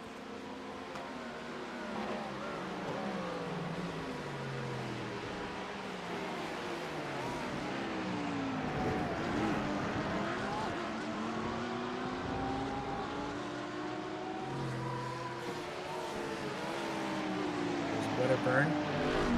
I'll try and get out of the way here of this battle for second coming through, but Well, not many places you can go when you come out of the final corner. You just have to keep.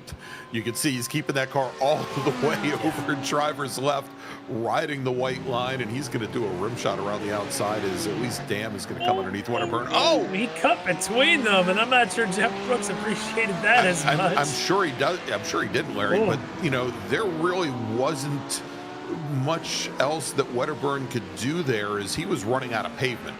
Yeah, he probably could have hesitated just a little more and broke a little bit and stayed a little bit wider. But luckily for Brooks, he's got pretty good quick hands there to avoid any incidents.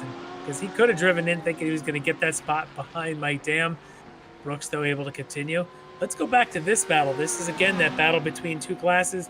Brian Bennett in the yellow and white Audi and the black and white Rockefeller Racing entry is Stacy Bertrand continuing to battle, and there you can see the two of them pretty evenly matched the last 5 laps or so.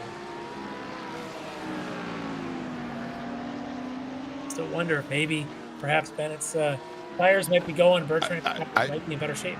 Yeah, I think that might very well be the case, Larry. Even as we watch them come down through turn 1 and make that right-hander at the Yokohama S's, between turn 1 and going into turn 2, we saw where Stacy Bertrand was able to really straighten out the corner and make a much shorter run into turn 2 to start that sweeping left-hander over at the AMG Arena. And she makes up a lot of ground there for what I think the Audi probably has a little bit more in the way of legs than the Porsche, but you know, she's handling these slow corners with aplomb, and you know, just like right there, you can see how much she carried out the whole time. And look at her; she's trying to push Bennett off of his line, trying to get him to take a slow run here through the Schumacher S. Not able to do it here. As whoa, there's Nicky Jan. He's coming flying through, gonna go right through this corner. He's been aggressive tonight. And right behind, I think that's Zito. That's Zito. That is Pfeiffer in the 0-0 car. Yep. And then I think that might be your race leader, Petrowski, also in that train of GTPs coming through. Yep, there he is.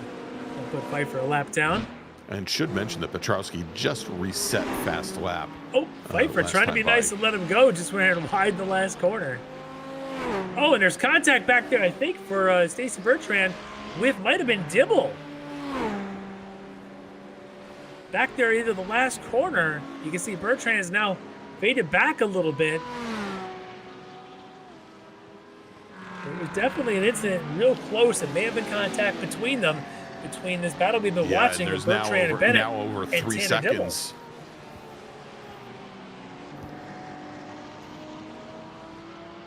See if we can get something queued up in a few minutes there, but that certainly has separated this battle. It's a different battle. This is a Josh Vidal incident there in that AMG. I think there might be Ben Rose coming up behind him. Vidal finds his own way off, though, into the gravel. So Vidal running 7th and AM. Manages to get back on track right in front of Russ Reddick. Yeah, but definitely an issue there is Bertrand now finds herself still in 3rd position, of course, in AM, but now almost 3.8 seconds back from Brian Bennett when she had been right on the rear end of the Audi as they were going into the final corner. It also may have created a bit of a gap there between Petrowski and Dibble, now up over 5 seconds. As Dibble had lost about 3 seconds on the lap, I think. John's going to be queuing some up for us here in just a second. We can maybe see what led to that. Well, let's take a look at what we have here. There's Petrowski. So it would have been right behind this. Correct. Pfeiffer goes off track left. And then we would see...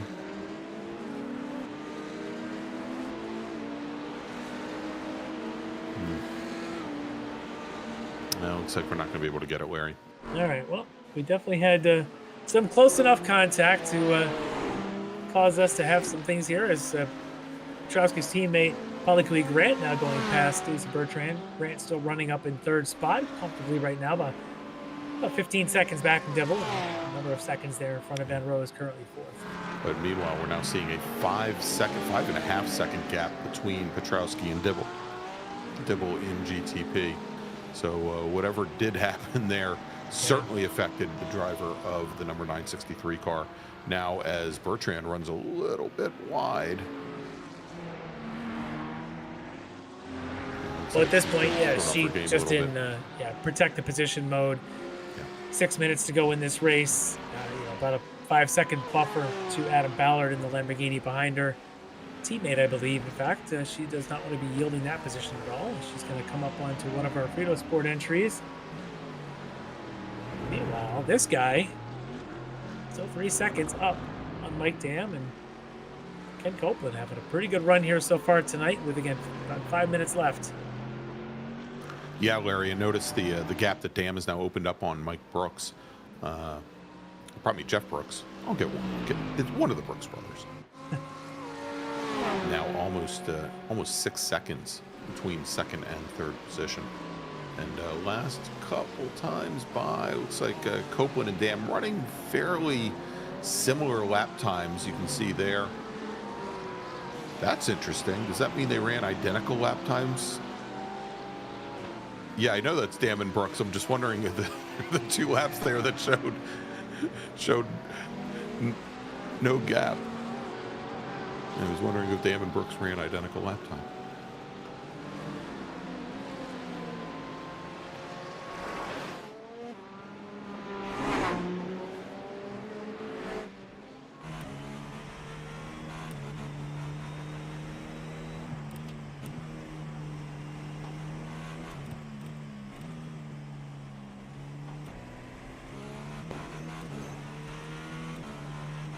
Last time by Ben Rose, who's pretty good distance back in 4th position, just set a personal best, Larry, that was almost a quarter of a second faster than what Bailey Petrowski is lapping at. But again, I think a lot of this is just, it's traffic related, and certainly at this point, Petrowski, I think, would prefer to err on the side of caution with a 6-second gap over or an advantage over Dibble at this point.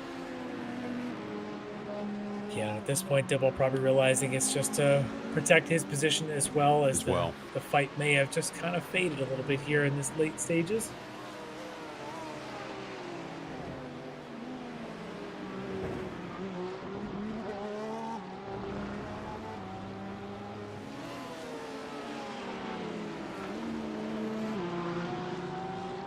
Petrowski's had a pretty solid run here tonight. Kind of picking up where he left off a couple of races back. He's having a pretty good run here. Going to try and add to his championship lead if he can finish this one off.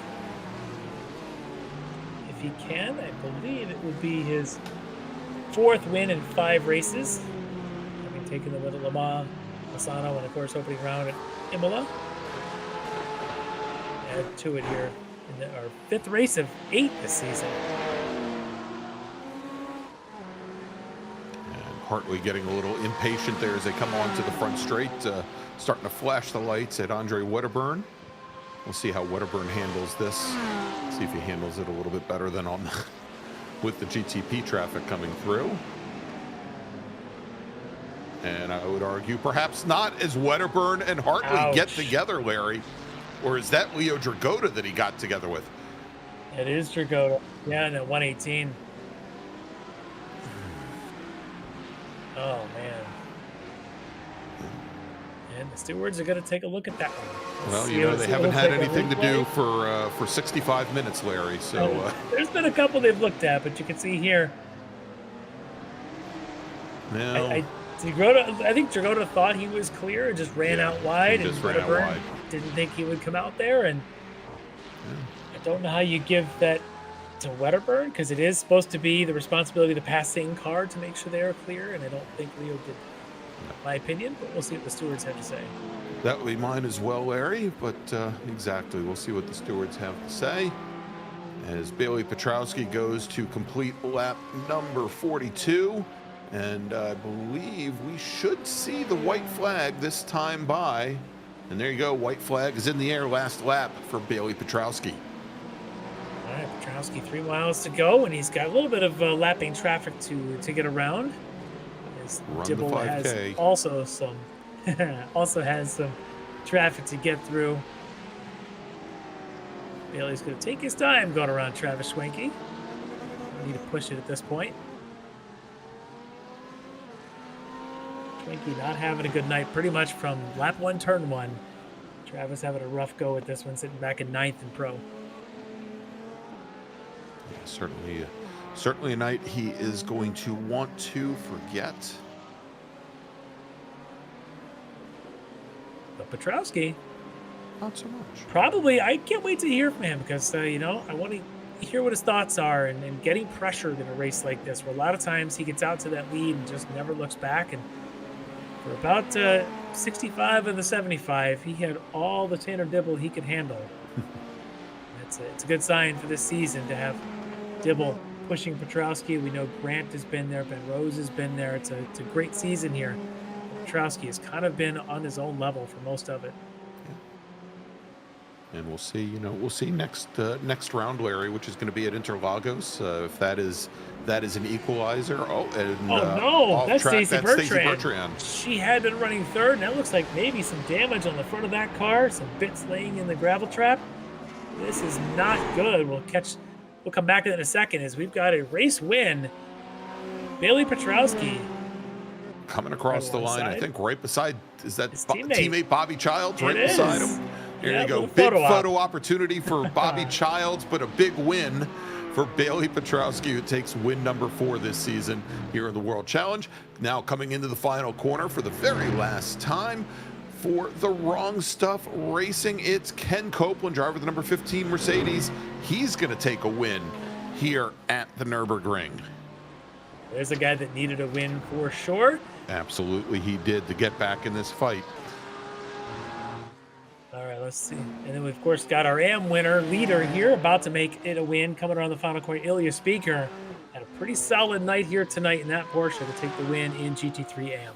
There you go for Rockefeller Racing, and we'll go over to Ilya's teammate, Stacy Bertrand. Let's take a look and see what happened to her. Yeah, you can see. Going into turn one. Finishing the race with some damage. Yeah. The bumper falling off again. That's Why does that never happen to the BMWs?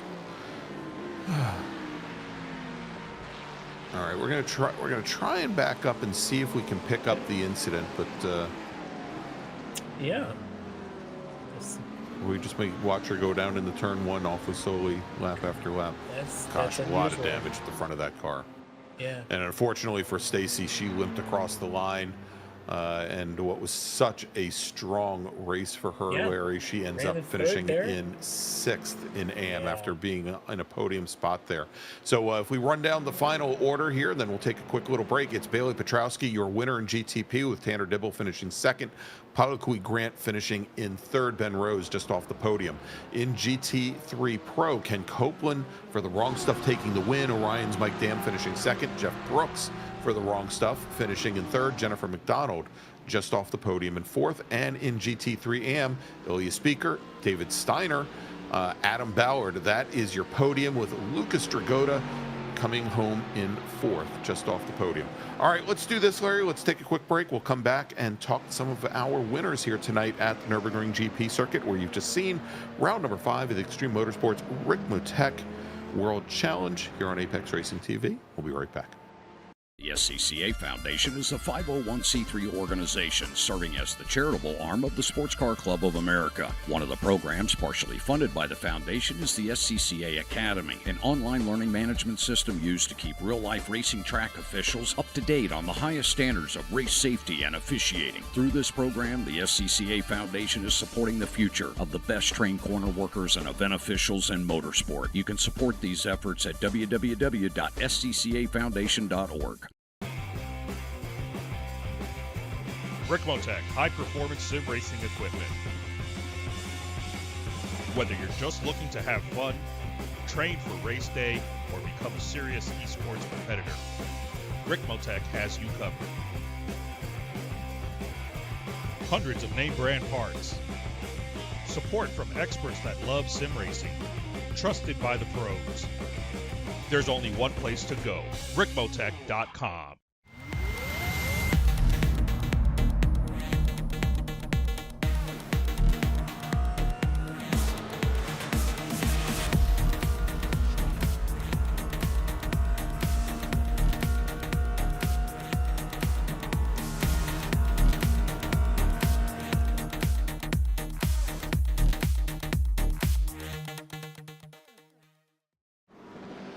The search is over. The most comprehensive league scoring solution is here, with the ability for multi-level championships, custom incident tracking, post-race time penalties, support for heats, drop weeks display, multi-car team scoring, advanced web widgets, rookie championships, a custom paint system, and load those results in seconds. Visit extremescoring.info today. Ricmotech high-performance sim racing equipment. Hundreds of name brand parts. Expert support. Ricmotech has you covered. There's only one place to go, ricmotech.com.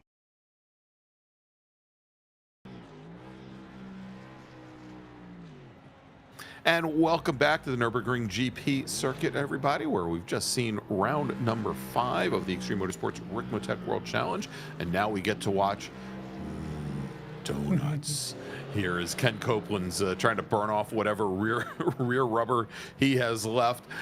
John, let's bring up the finishing order here. Let's take a look at how things wrapped up in GTP. There we go. There we go. In GTP, Bailey Petrowski from D2D taking the win. DNA's Tanner Dibble finishing 2nd. And then Paulo Grant finishing in 3rd. Ben Rose for DNA just off the podium. In GT3 Pro, Ken Copeland for the wrong stuff taking the win.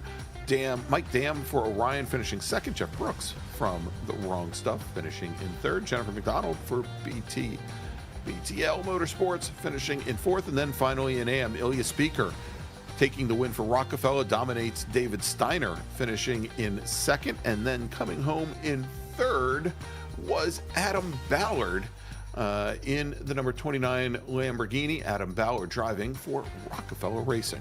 All right, let's take a look, Larry. I think we've got a few folks here in the green room waiting to talk to us. Yep. And even Ken Copeland, he's finished burning up the rear tires. But first, let's bring in our GT3 AM winner tonight for Rockefeller Racing. It is Ilya Speaker. Yeah.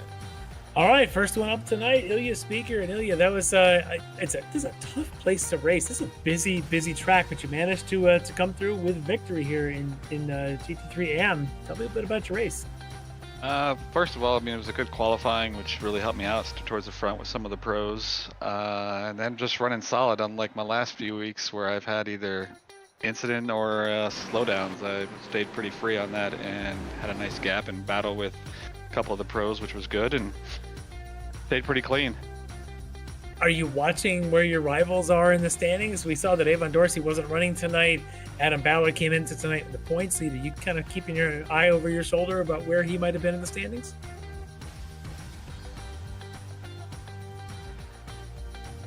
Uh-oh, did we lose Ilya? Is he still there?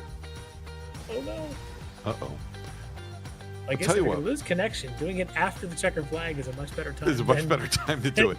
Let's do this. Let's. I'm back. Hold on, I'm back. back. I think it was. I'm here. One Okay, second. cool. No. Overall, yeah. Avon couldn't make it. I know he's part of the team, and Adam. I really wasn't paying attention to anybody behind. I knew where some of my teammates were, but I didn't know where Steiner was, for example, until somewhere around the pit stops where I saw in my standings where he was. So I knew it was a few seconds back. So as long as I stayed steady at that point and battled a little with Jennifer, she actually picked the right pit stop 2 laps earlier, and I got stuck a little bit in back markers, and she got ahead of me. And just a solid race overall.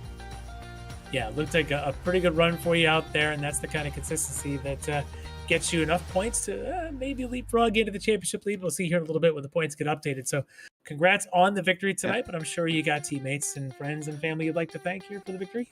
Yeah, overall, I mean, I got back on late from traveling Saturday and Sunday, and I put a lot of laps in yesterday and had a whole lot of different setups to mess around with. Even until today, I was messing with a setup right before during practice, and Stacy had help with some of those setups, and I think I may would have went a different one. I don't even know at this point. I had about 20 different variations at that point, so it was all good. But yeah, the team's been great practicing with again, and everybody's sharing some information on like Garage 61 and that type of stuff, so it's been really good.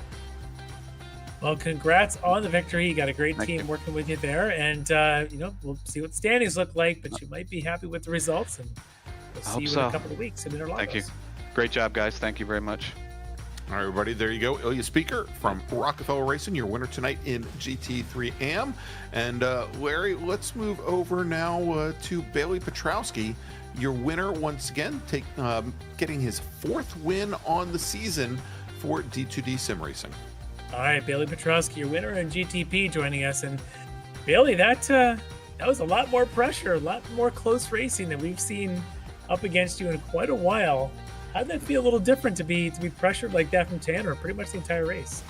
Yeah, I'll admit I wasn't quite prepared for that tonight. It was a bit rough, but eventually I did kind of get into a rhythm, and fortunately since Tanner pit early, he started struggling on his tires, and that allowed me to pull away at the end. But yeah, that was insane.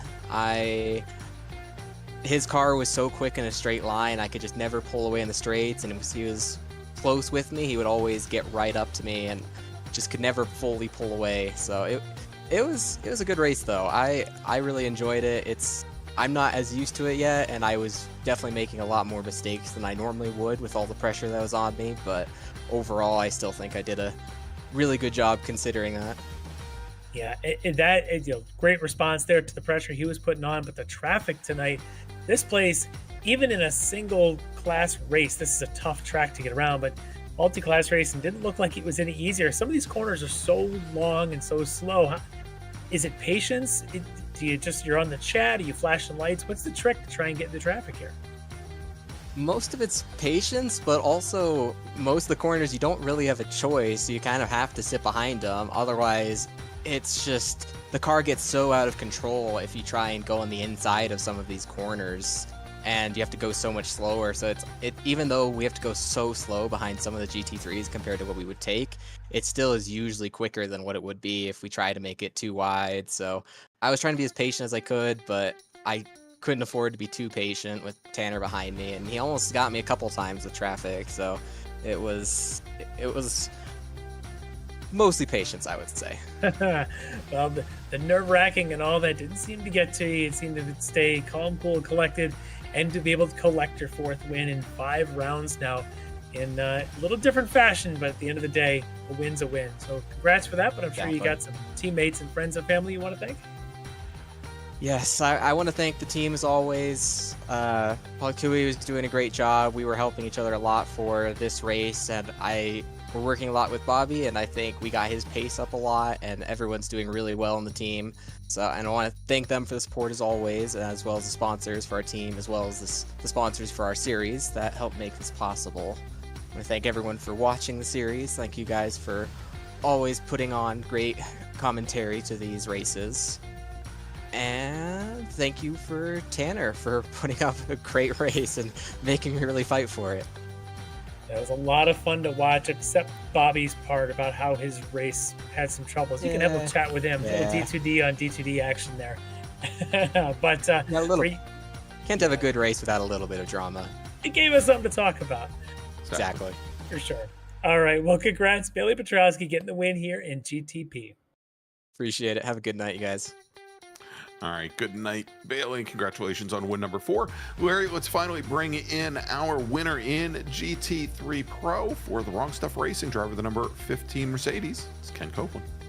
All right, you're winner of GT3 Pro. And Ken, we figured we'd wait till the end with you. We wanted to make sure your head was settling down from all the donuts and want you to be dizzy doing the interview here. But awesome job tonight. That was... This is a tough place to race, and you had a fight in your hands the entire time. Tell me a bit about your side of it. Yeah, that was a wonderful race. I know Mike and Jeff both put up really, really good laps after lap after lap after lap. And honestly, like, while we weren't battling on track necessarily, like, I can guarantee all 3 of us were probably just looking at laps, like lap times, every single lap, trying to figure out, like, can we match? What can we do different?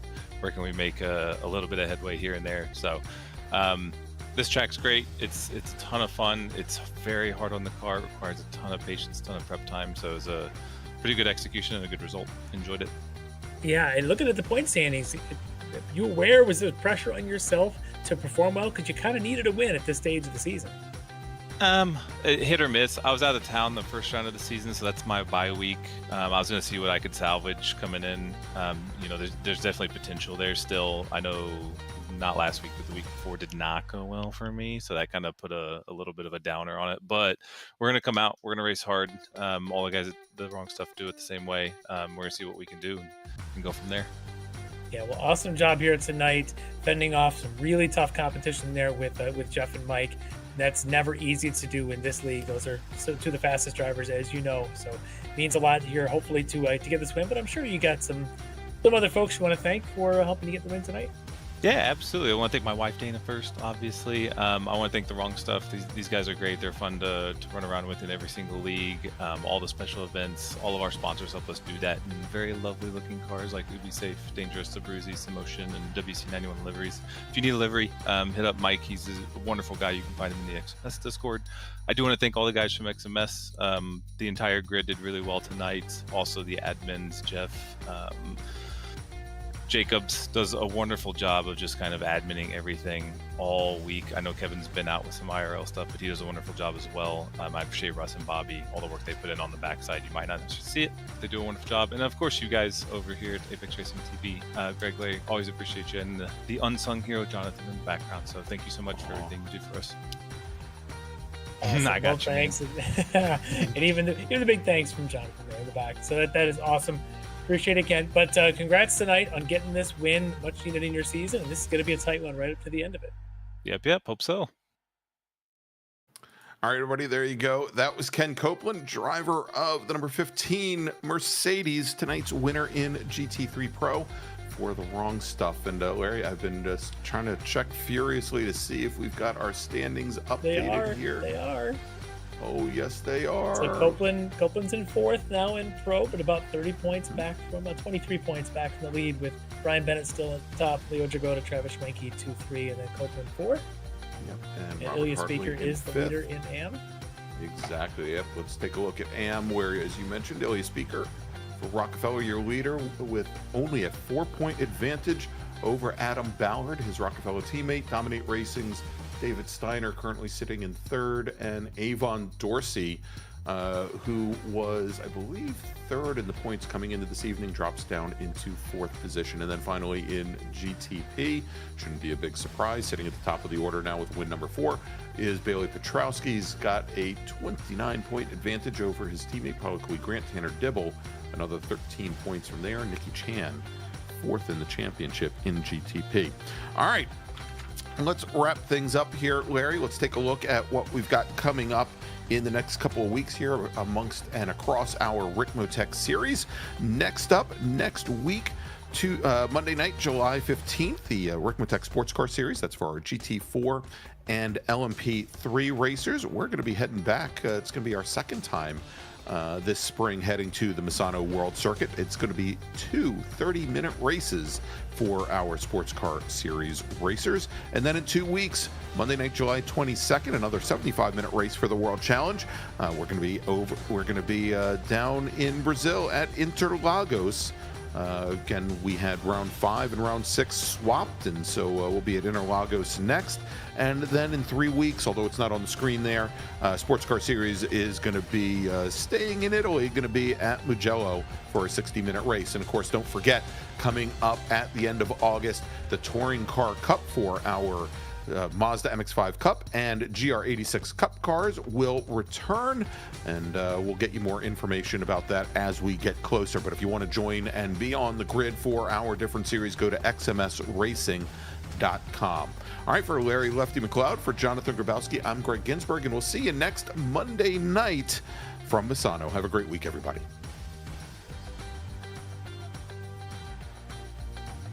Ricmotech, high-performance sim racing equipment. There's only one place to go, ricmotech.com.